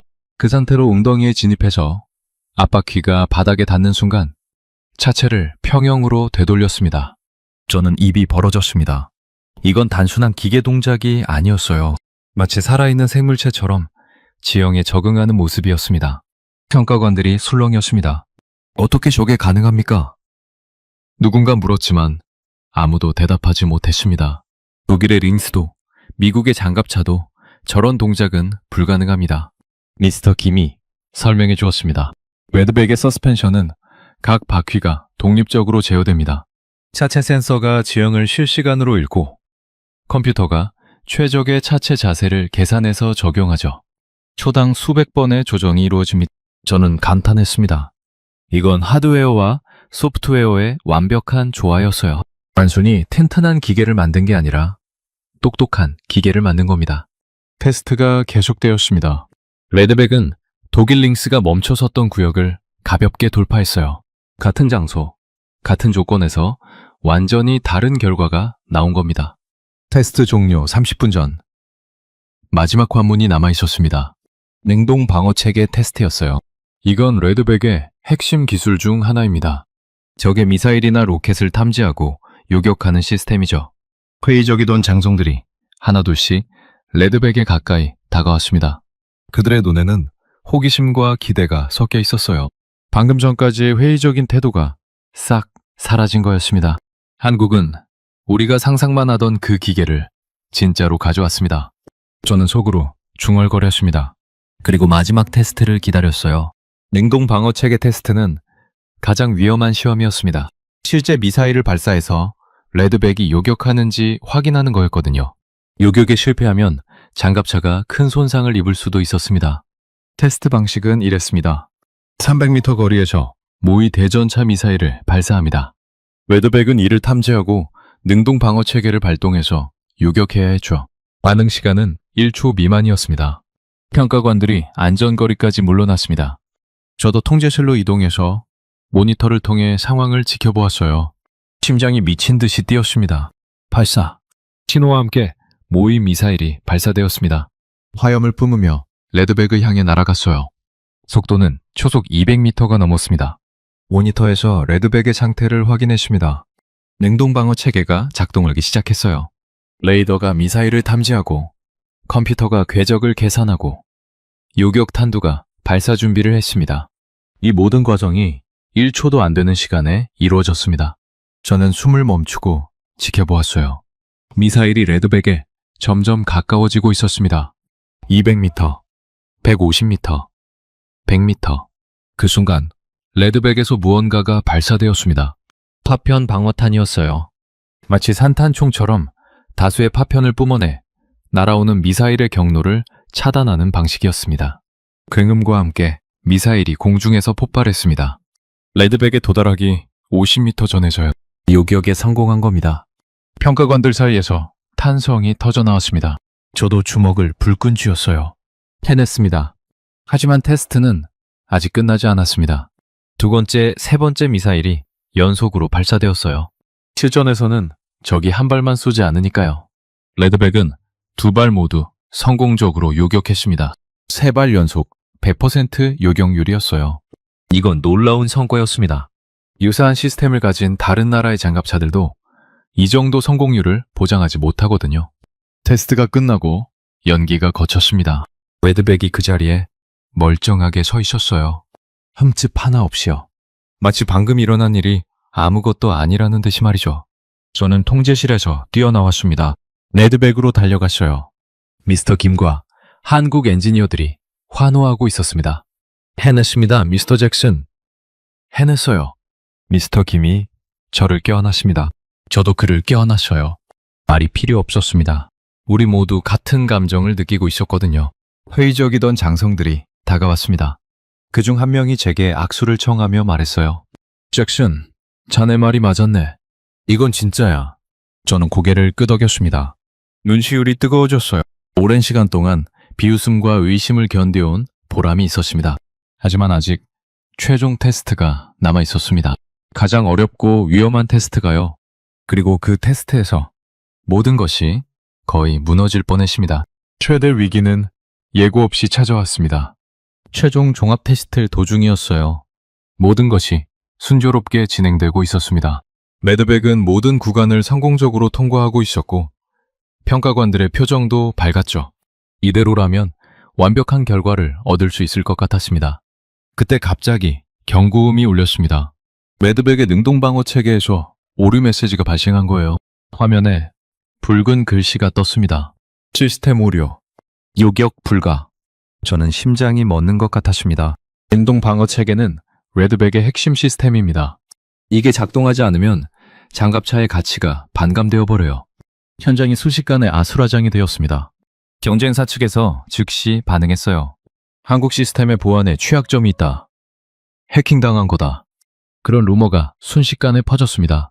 누군가 의도적으로 한국 시스템을 공격했다는 주장이었죠. 사실인지 아닌지 확인할 방법은 없었지만 분위기는 최악으로 흘러가고 있었습니다. 장급자 한 명이 제게 다가왔습니다. 그의 표정은 차가웠어요. 잭슨, 자네가 고집한 한국 무기의 최후를 봐라. 저는 아무 말도 할 수 없었습니다. 손에 땀이 흥건해져서 무전기를 놓칠 뻔했어요. 설상가상으로 날씨까지 악화되기 시작했습니다. 갑자기 거센 모래폭풍이 몰아쳤어요. 호주 내륙에서는 드물지 않은 일이지만 하필 이 시점에 발생하다니. 가시거리가 5m 이하로 떨어졌습니다. 모든 것이 끝났다. 저는 그렇게 생각했습니다. 냉동방어 체계 오류에 모래폭풍까지. 이 상황에서 테스트를 계속하는 건 불가능해 보였어요. 그때 레드백 내부에서 소리가 들려왔습니다. 헬멧을 쓴 호주 병사의 목소리였어요. 보입니다. 아이언 비전으로 밖이 다 보여요. 저는 귀를 의심했습니다. 모래폭풍 속에서 뭐가 보인다고요? 레드백에는 아이언 비전이라는 시스템이 탑재되어 있었습니다. 장갑차 외부에 부착된 다수의 카메라 영상을 합성해서 헬멧 디스플레이에 보여주는 기술이죠. 마치 장갑차의 벽이 투명해진 것처럼 승무원은 360도 전방향을 볼 수 있습니다. 저는 깨달았습니다. 한국 엔지니어들이 가시광선 카메라뿐 아니라 적외선과 열영상 카메라도 통합한 거였어요. 모래폭풍이 가시광선을 차단해도 다른 파장의 영상으로 보완할 수 있었던 겁니다. 하지만 능동 방어 체계 오류는 여전히 해결되지 않았습니다. 미스터 김이 무전으로 저를 불렀어요. 미스터 잭슨, 원인을 찾았습니다. 뭡니까? 이스라엘제 센서 모듈의 호환성 문제였습니다. 한국 소프트웨어와 이스라엘 하드웨어 사이에 통신 지연이 발생한 거예요. 우리가 지금 현장에서 패치를 적용하겠습니다. 저는 망설였습니다. 테스트 중에 소프트웨어를 수정한다고요? 그건 엄청난 위험입니다. 잘못되면 더 큰 오류가 발생할 수 있어요. 하지만 선택의 여지가 없었습니다. 이대로 테스트를 중단하면 모든 게 물거품이 됩니다. 좋습니다. 해보세요. 저는 결단을 내렸습니다. 그리고 그 결단이 역사를 바꿨습니다. 한국 엔지니어들이 움직이기 시작했습니다. 모래폭풍이 휘몰아치는 가운데 그들은 노트북을 펼치고 레드백에 무선으로 연결했어요. 실시간으로 소프트웨어 패치를 적용하는 거였습니다. 저는 그 과정을 지켜보면서 감탄하지 않을 수 없었습니다. 이건 독일이 절대 할 수 없는 일이었어요. 독일의 시스템은 공장에서 완성된 상태로 출고됩니다. 현장에서 수정하려면 본사의 승인을 받고 장비를 반입하고 며칠이 걸리는 작업을 해야 하죠. 하지만 한국 엔지니어들은 현장에서 실시간으로 모래폭풍 속에서 문제를 해결하고 있었습니다. 이게 바로 한국의 경쟁력이었어요. 유연성과 적응력, 그리고 포기하지 않는 집념. 30분이 지났습니다. 미스터 김이 무전을 보내왔어요. 패치 적용 완료입니다. 테스트 재개 가능합니다. 저는 평가관들을 돌아보았습니다. 그들의 표정은 복잡했어요. 이런 상황에서 테스트를 계속할 것인지 결정해야 했거든요. 한 장성이 물었습니다. 잭슨, 자네 판단은 어떤가? 저는 잠시 생각했습니다.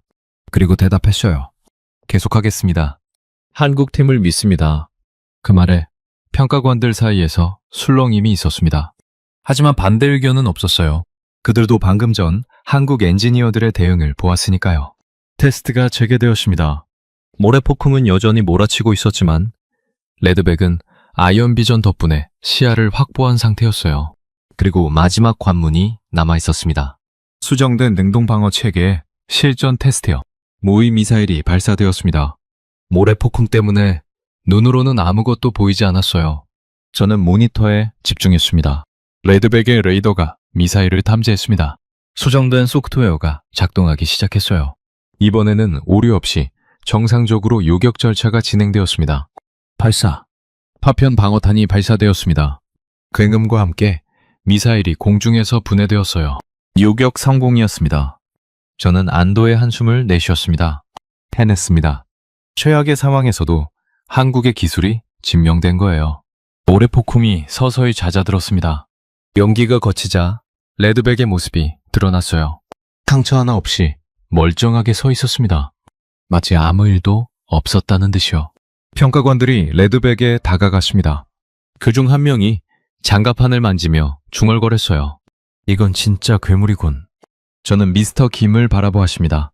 그의 얼굴에는 피로가 역력했지만 눈빛은 빛나고 있었어요. 우리는 아무 말 없이 서로를 바라보았습니다. 말이 필요 없었습니다. 최악의 위기를 넘겼습니다. 그리고 이제 결정적인 순간이 다가오고 있었습니다. 결정적 순간이 다가왔습니다. 호주 국방부 본청에서 최종 선정 회의가 열리는 날이었어요. 멜버른에서 캔버라까지 이동하는 비행기 안에서 저는 창밖을 내다보았습니다. 호주 대륙의 붉은 대지가 끝없이 펼쳐져 있었어요. 저 드넓은 땅을 지키려면 최고의 장비가 필요합니다. 그리고 저는 그 장비가 무엇인지 확신하고 있었죠. 하지만 회의장 분위기는 녹록지 않았습니다. 저를 반기는 사람보다 경계하는 사람이 더 많았거든요. 잭슨, 자네가 한국 측에 매수당했다는 소문이 돌고 있네? 한 고위급 인사가 저를 불러 세웠습니다. 저는 분노가 치밀었지만 침착하게 대응했어요. 저는 매수당하지 않았습니다. 데이터와 사실만으로 판단했을 뿐입니다. 그가 비웃듯이 말했습니다. 그래? 그런데 왜 유럽의 검증된 시스템을 버리고 동양의 신생업체를 밀어주나? 자네 경력을 걸 만큼 한국이 대단해? 저는 잠시 침묵했습니다. 그리고 천천히 입을 열었어요. 제 경력을 걸겠습니다. 레드백이 실패하면 제가 사직하겠습니다. 회의장이 술렁였습니다. 저도 제가 한 말에 놀랐어요. 하지만 후회는 없었습니다. 저는 확신하고 있었으니까요. 회의가 시작되었습니다. 각 후보 장갑차에 대한 발표가 이어졌어요. 독일 링스 측이 먼저 나왔습니다. 그들은 120년의 역사와 유럽 전역에서의 검증 실적을 강조했어요. 화려한 그래픽과 통계 자료가 스크린을 채웠습니다. 그 다음은 제 차례였습니다. 저는 레드백에 대한 발표를 시작했어요. 하지만 저는 화려한 그래픽 대신 영상을 틀었습니다. 올해 폭풍 속에서 눈동 방어 체계 오류를 현장에서 수정하는 한국 엔지니어들의 모습이었죠. 회의장이 조용해졌습니다. 누구도 말을 하지 않았어요. 영상 속에서 한국 엔지니어들은 폭풍을 맞으며 노트북을 두드리고 있었습니다. 그리고 30분 만에 문제를 해결했죠. 저는 말했습니다. 전쟁터에서는 예상치 못한 일이 벌어집니다. 그때 필요한 건 120년의 역사가 아닙니다. 지금 여기서 즉시 문제를 해결할 수 있는 능력입니다. 한국은 그 능력을 증명했습니다. 그리고 결정적인 자료를 공개했어요. 호주 환경에 특화된 레드백의 커스터마이즈 목록이었습니다. 400개가 넘는 수정사항이 빼곡히 적혀 있었죠. 독일은 우리에게 표준품을 주겠다고 했습니다. 하지만 한국은 우리만을 위한 장비를 만들었습니다. 어느 쪽이 호주를 더 위하는지 답은 명확합니다. 회의장에 긴 침묵이 흘렀습니다. 저는 제가 할 수 있는 건 다 했다고 생각했어요. 이제 결정은 그들의 몫이었습니다. 투표가 시작되었습니다. 저는 심장이 터질 것 같았어요. 첫 번째 위원의 표가 나왔습니다. 레드백. 저는 숨을 죽였어요. 두 번째 위원도 레드백이었습니다. 세 번째도요. 하지만 네 번째부터 링스 표가 나오기 시작했어요. 다섯 번째도 링스였습니다. 투표가 팽팽하게 갈렸습니다. 7대 7. 마지막 한 표가 남아 있었어요. 최종 결정권자인 국방장관의 표였습니다. 장관이 자리에서 일어났습니다. 그는 천천히 회의장을 둘러보았어요. 모든 시선이 그에게 집중되었습니다. 저는 오늘 매우 어려운 결정을 내려야 합니다. 장관이 입을 열었습니다. 독일의 링스는 훌륭한 장비입니다. 120년의 역사, 유럽에서의 실전 경험, 안정적인 성능. 이걸 선택해도 아무도 비난하지 않을 겁니다. 저는 가슴이 철렁 내려앉았습니다. 링스를 선택하려는 건가? 하지만 장관은 말을 이었어요. 그러나 저는 오늘 다른 영상을 보았습니다. 올해 폭풍 속에서 30분 만에 시스템 오류를 수정하는 엔지니어들을요. 저는 그들의 눈빛을 보았습니다. 포기를 모르는 눈빛이었습니다. 장관이 저를 바라보았습니다. 잭슨 씨, 당신은 경력을 걸겠다고 했습니다. 그 말에 저도 제 결정을 걸겠습니다. 장관이 투표용지에 펜을 대었습니다. 그리고 크게 외쳤어요. 레드백. 회의장이 술렁였습니다. 저는 믿을 수가 없었어요. 8대 7. 레드백이 이긴 겁니다. 축하하네, 잭슨. 장관이 제게 다가와 악수를 정했습니다. 당신이 옳았어. 호주는 최고의 선택을 했어.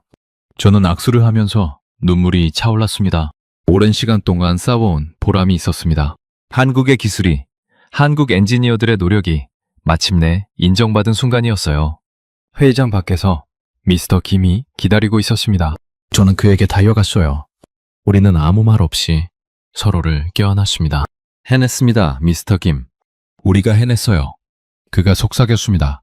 아닙니다, 미스터 잭슨. 당신이 해냈습니다. 저는 고개를 저었어요. 저 혼자였다면 불가능했을 겁니다.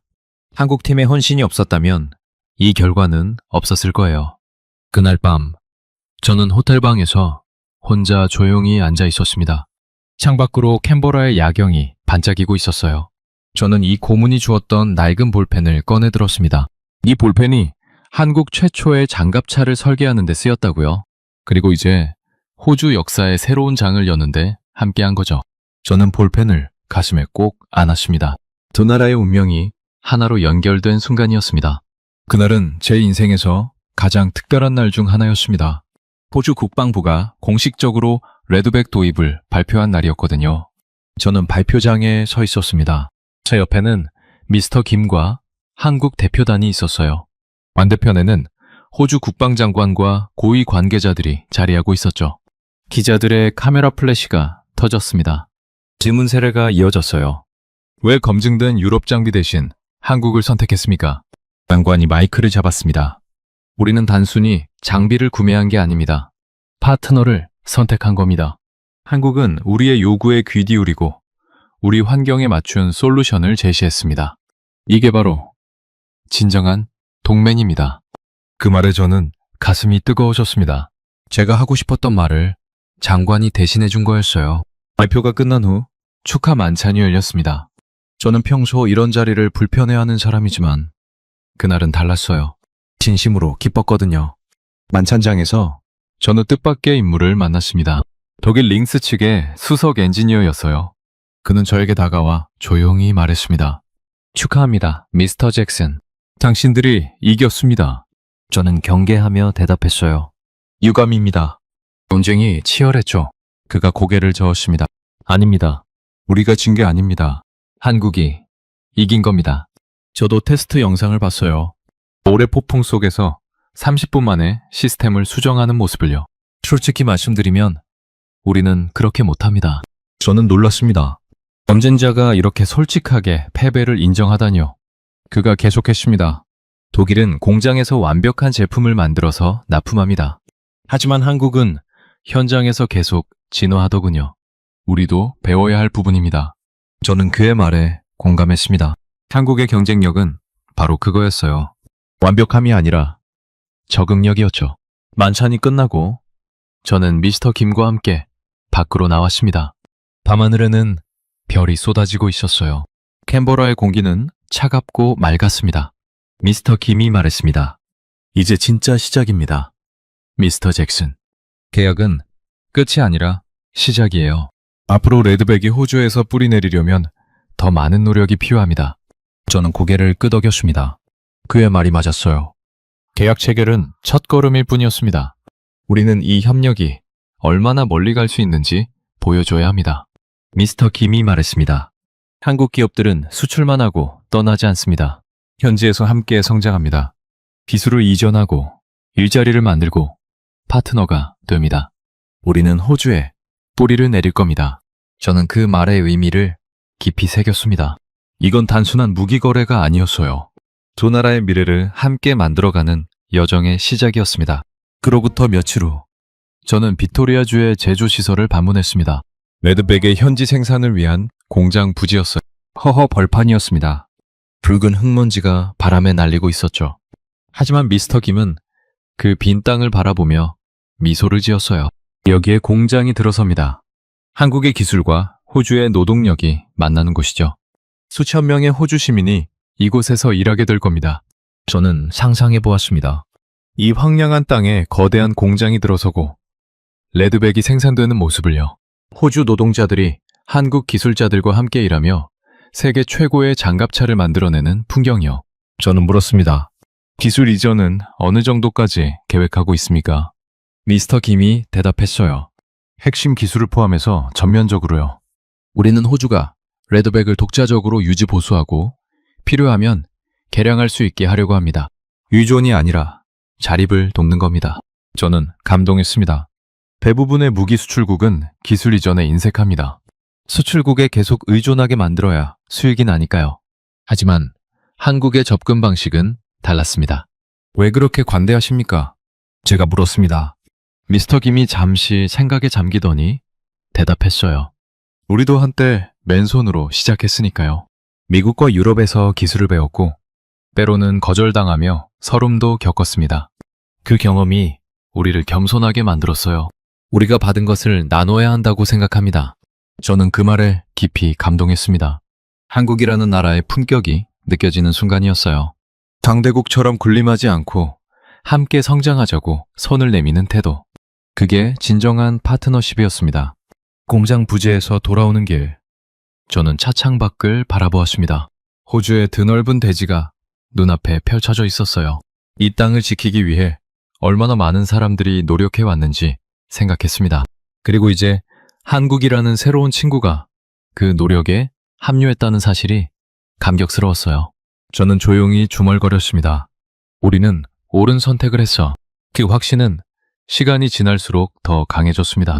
레드백 도입 결정 이후 변화는 빠르게 찾아왔습니다. 가장 먼저 언론이 반응했어요. 호주 주요 매체들이 일제히 이 소식을 보도했습니다. 반응은 엇갈렸죠. 어떤 매체는 혁신적인 결정이라고 칭찬했고 어떤 매체는 검증되지 않은 모험이라고 비판했습니다. 소셜미디어는 더 격렬했어요. 호주 국방 관련 커뮤니티에서 치열한 논쟁이 벌어졌습니다. 한국? K-팝이나 잘 만드는 나라 아니었어? 이런 비아냥도 있었고요. 한국 무기가 중동에서 얼마나 인기 있는지 모르냐. 세계 4위 수출국이다. 이렇게 반박하는 사람들도 있었습니다. 저는 그 논쟁들을 지켜보면서 복잡한 감정을 느꼈어요. 한편으로는 아직 한국에 대한 편견이 많다는 게 안타까웠고, 다른 한편으로는 이 결정이 그 편견을 깨는 계기가 될 거라는 기대도 있었거든요. 국제적인 반응도 뜨거웠습니다. 미국 국방 전문 매체들이 호주의 결정을 주목했어요. 호주가 유럽 대신 아시아를 선택했다. 이것은 글로벌 방산 시장의 판도를 바꿀 결정이다.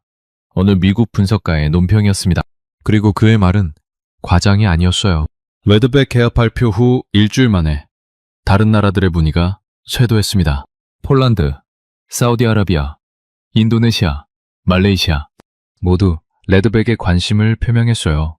미스터 김이 제게 전화를 걸어왔습니다. 미스터 잭슨, 당신 덕분입니다.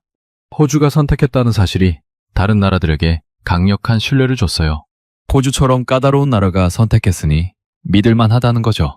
저는 웃었습니다. 제가 까다롭게 굴었던 게 결국 한국에 도움이 된 셈이었거든요. 호주 국내에서도 긍정적인 변화가 나타났습니다. 빅토리아 주정부가 레드백 공장 유치를 위한 지원 패키지를 발표했어요. 지역 일자리 창출 효과가 엄청났거든요. 예상 고용 인원은 2,500명입니다. 지역 경제 활성화에 큰 도움이 될 겁니다. 주지사가 기자회견에서 말했습니다. 지역 주민들의 반응도 좋았어요. 처음에는 한국 기업이라며 경계하던 사람들도 일자리와 경제 효과를 듣고는 태도가 달라졌거든요. 전문가 집단의 평가도 쏟아졌습니다. 호주 국립대학교의 국방연구소가 상세한 분석 보고서를 발표했어요.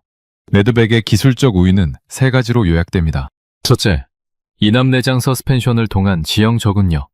둘째, 실시간 소프트웨어 업데이트가 가능한 유연한 시스템 아키텍처. 셋째, 고객 맞춤형 설계 역량. 보고서의 결론이었습니다. 저는 그 분석을 읽으며 고개를 끄덕였어요. 제가 현장에서 경험한 것을 학술적으로 정리한 느낌이었거든요. 특히 주목받은 건 소프트웨어 업데이트 능력이었습니다. 모래 폭풍 속에서 30분 만에 능동방어 체계를 수정한 사례가 방산업계에서 화제가 되었어요. 이건 게임 체인저입니다. 한 태역 장군이 인터뷰에서 말했습니다. 현대전은 소프트웨어 전쟁입니다. 적이 새로운 무기를 개발하면 우리도 즉시 대응해야 해요. 레드백은 그게 가능한 장비입니다. 공장으로 보내지 않고 현장에서 바로 업데이트할 수 있다니 혁명적이죠. 저는 그 말에 깊이 공감했습니다. 제가 처음 레드백을 평가할 때도 그 점이 가장 인상적이었거든요. 한국 본사에서도 반응이 왔습니다. 한화 에어로스페이스 대표이사가 직접 호주를 방문했어요. 그는 미스터 김과 엔지니어 팀에게 감사를 표하며 말했습니다. 여러분이 보여준 헌신이 이 계약을 만들었습니다. 모래 폭풍 속에서 30분. 그 30분이 한국 방산의 역사를 다시 썼습니다. 저도 그 자리에 초대되었습니다. 대표이사가 제게 다가와 악수를 청했어요. 미스터 잭슨, 당신은 우리의 은인입니다. 공정하게 평가해 주셔서 감사합니다. 저는 고개를 저었습니다. 저는 공정하게 평가한 것뿐입니다. 레드백이 최고였으니까 선택된 거죠. 제가 한 건 없습니다. 하지만 대표이사는 웃으며 말했어요. 공정함 자체가 드문 세상입니다. 당신의 공정함이 우리에게 기회를 주었어요. 저는 그 말에 가슴이 뭉클해졌습니다. 저는 그저 제 일을 했을 뿐인데 이렇게 큰 결과를 가져오다니요. 그날 밤 저는 제 책상 앞에 앉아 모든 일을 되돌아보았습니다.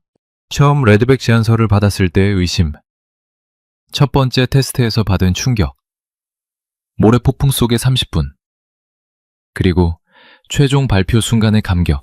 모든 장면이 영화처럼 지나갔어요. 제 인생에서 가장 의미 있는 프로젝트였습니다. 그리고 그 프로젝트는 이제 막 시작된 거였죠. 시간이 흐르면서 레드백의 영향력은 더욱 확대되었습니다. 빅토리아주에 공장이 세워졌습니다. 처음 그 허허벌판을 봤을 때와는 완전히 다른 풍경이었어요.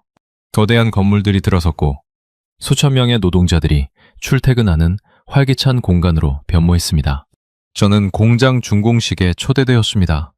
테이프 커팅 순간 저는 감회가 새로웠어요. 이 모든 게 시작된 건 제 책상 위에 놓인 한 권의 제안서였거든요. 공장에서는 기술 이전이 본격적으로 이루어졌습니다. 한국 엔지니어들이 호주 기술자들을 교육했어요. 처음에는 언어 장벽과 문화 차이로 어색했지만 시간이 지나면서 하나의 팀이 되어갔습니다. 저는 그 과정을 가까이에서 지켜보았습니다. 호주 기술자 한 명이 제게 말했어요. 처음엔 걱정했습니다. 한국인들이 핵심 기술을 숨기지 않을까 싶었거든요. 하지만 그들은 모든 걸 다 가르쳐줬어요. 심지어 우리가 질문도 안 한 것까지요. 저는 미소를 지었습니다. 미스터 김의 약속이 지켜지고 있었던 거죠. 경제적 파급 효과도 컸습니다. 레드백 생산에 필요한 부품을 공급하기 위해 호주 국내 중소기업들이 성장했어요. 철강, 전자, 소프트웨어 등 다양한 분야에서 협력이 이루어졌습니다. 한 중소기업 대표가 인터뷰에서 말했어요. 레드백 덕분에 우리 회사가 다시 살아났습니다. 방산 분야에 진출할 줄은 몰랐는데 한국 기업이 기회를 줬어요. 정책적으로도 변화가 있었습니다. 호주 정부는 레드백 도입을 계기로 아시아 국가들과의 방산 협력을 확대하기로 결정했어요. 더 이상 유럽과 미국에만 의존하지 않겠다는 전략적 전환이었죠. 호주는 인도태평양 지역의 중심 국가입니다. 우리의 파트너도 이 지역에서 찾아야 합니다. 국방장관이 의회 연설에서 말했습니다. 그리고 그 연설에서 레드백이 사례로 언급되었어요. 한국과의 협력은 성공적인 모델입니다. 기술 이전, 현지 생산, 일자리 창출, 우리가 원하는 모든 것을 얻었습니다. 저는 그 연설을 들으면서 자부심을 느꼈습니다. 제가 시작한 일이 국가 전략의 일부가 된 거였어요. 국제적으로도 레드백의 성공은 큰 반향을 일으켰습니다. 호주의 결정 이후 다른 나라들도 한국 무기에 주목하기 시작했거든요. 폴란드가 K2 전차와 K9 자주포를 대량 구매했습니다. 루마니아도 한국 방산 제품 도입을 검토하기 시작했어요. 중동과 동남아시아에서도 문의가 쇄도했습니다. 어느 국제 안보 전문가가 논평했어요. 호주의 레드백 선택은 시그널이었습니다. 세계에서 가장 까다로운 구매자 중 하나가 한국을 선택했다는 것. 이건 품질 인증서나 다름없습니다. 저는 그 분석에 동의했습니다. 호주는 방산 구매에서 극도로 신중한 나라입니다. 테스트도 까다롭고 요구 조건도 높아요. 그런 호주가 선택했다는 건 정말 의미가 있는 거죠. 문화적인 변화도 있었습니다. 호주에서 한국에 대한 인식이 달라지기 시작했어요. 예전에는 K-팝과 드라마의 나라로만 알려졌는데 이제는 첨단 기술 강국으로도 인정받게 되었습니다. 어느 호주 대학에서 설문조사를 했는데요. 한국에 대한 호감도가 레드백 도입 전후로 상승했다고 합니다. 특히 젊은 층에서 한국의 기술력에 대한 존경심이 높아졌어요. 저는 개인적으로 한국을 직접 방문할 기회도 얻었습니다. 탄화 에어로스페이스의 초청으로 경남 창원의 본사와 공장을 둘러보았어요. 공장에 들어서는 순간 저는 압도당했습니다. 규모도 대단했지만 그보다 인상적인 건 분위기였어요. 수천 명의 직원들이 일사불란하게 움직이면서도 어딘가 가족 같은 따뜻함이 느껴졌거든요. 안내를 맡은 엔지니어가 말했습니다. 우리는 무기를 만들지만 그 무기가 누군가를 지킨다는 걸 항상 기억합니다. 그래서 허투루 만들지 않아요. 저는 그 말이 진심이라는 걸 알았습니다. 호주에서 미스터 김과 그의 팀이 보여준 태도와 똑같았거든요. 공장 투어가 끝나고 저는 창원 시내를 거닐었습니다. 평범한 한국의 도시였어요. 분주한 거리, 맛있는 음식점, 친절한 사람들. 하지만 이 평범한 도시에서 세계 최고의 무기가 탄생하고 있었습니다. 저는 생각했습니다. 한국의 진짜 힘은 뭘까?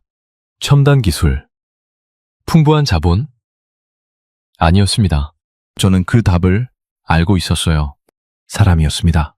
포기를 모르는 사람들, 끝까지 해내는 사람들. 그들이 바로 한국의 힘이었습니다. 저는 많이 변했습니다. 레드백 프로젝트를 시작하기 전에 저를 떠올려 봅니다. 그때 저는 오만했어요. 서구의 기술이 최고라고 믿었고 아시아 국가들은 따라오기 바쁜 후발주자라고 생각했죠. 한국에 대한 편견도 심했습니다. K-팝이나 만드는 나라, 삼성 스마트폰이나 파는 나라, 방산 분야에서는 절대 서구를 넘볼 수 없다고 확신했어요. 하지만 지금은 다릅니다. 저는 한국의 위대함을 직접 목격했습니다. 모래폭풍 속에서 밤새 작업하던 엔지니어들, 70이 넘은 나이에도 전차 밑으로 기어들어가던 고문, 완벽을 추구하며 끝없이 개선을 거듭하는 팀. 그들에게서 저는 진정한 장인 정신을 보았어요.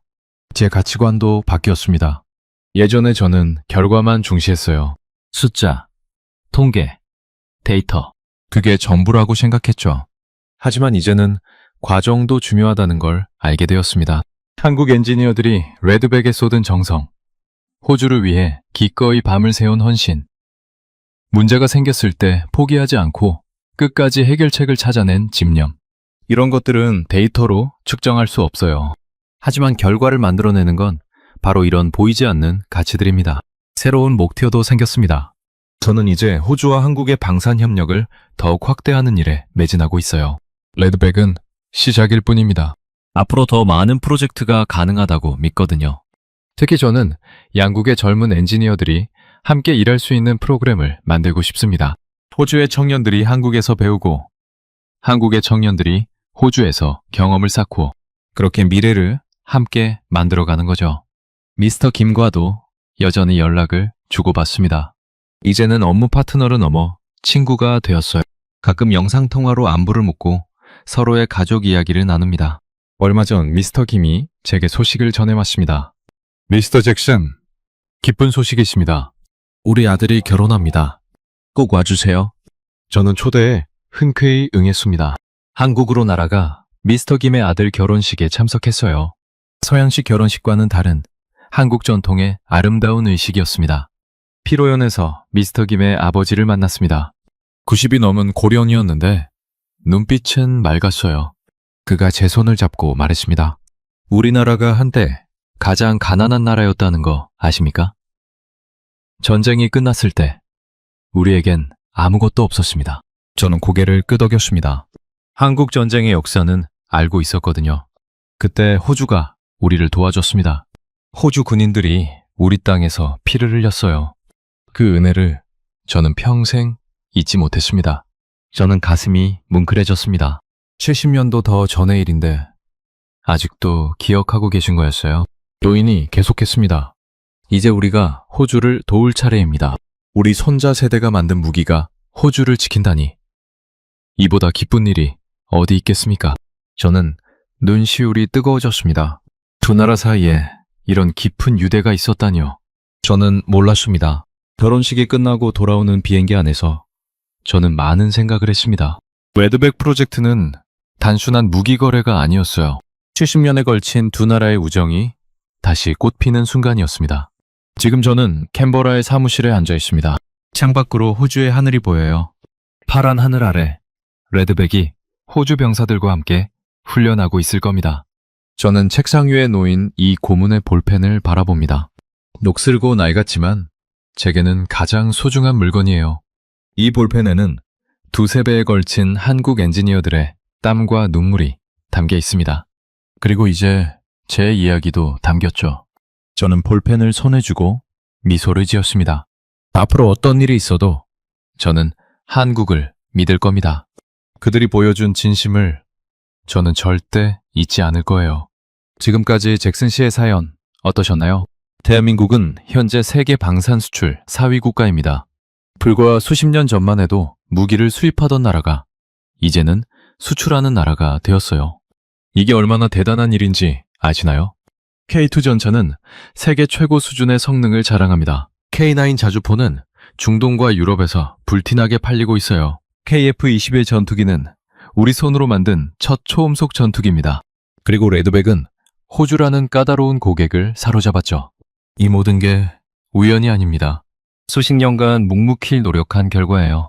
실패해도 다시 일어나고 조롱받아도 포기하지 않고 끝까지 해내는 한국인의 정신이 만들어낸 기적입니다. 저는 이 이야기가 여러분께 자부심을 드렸으면 합니다.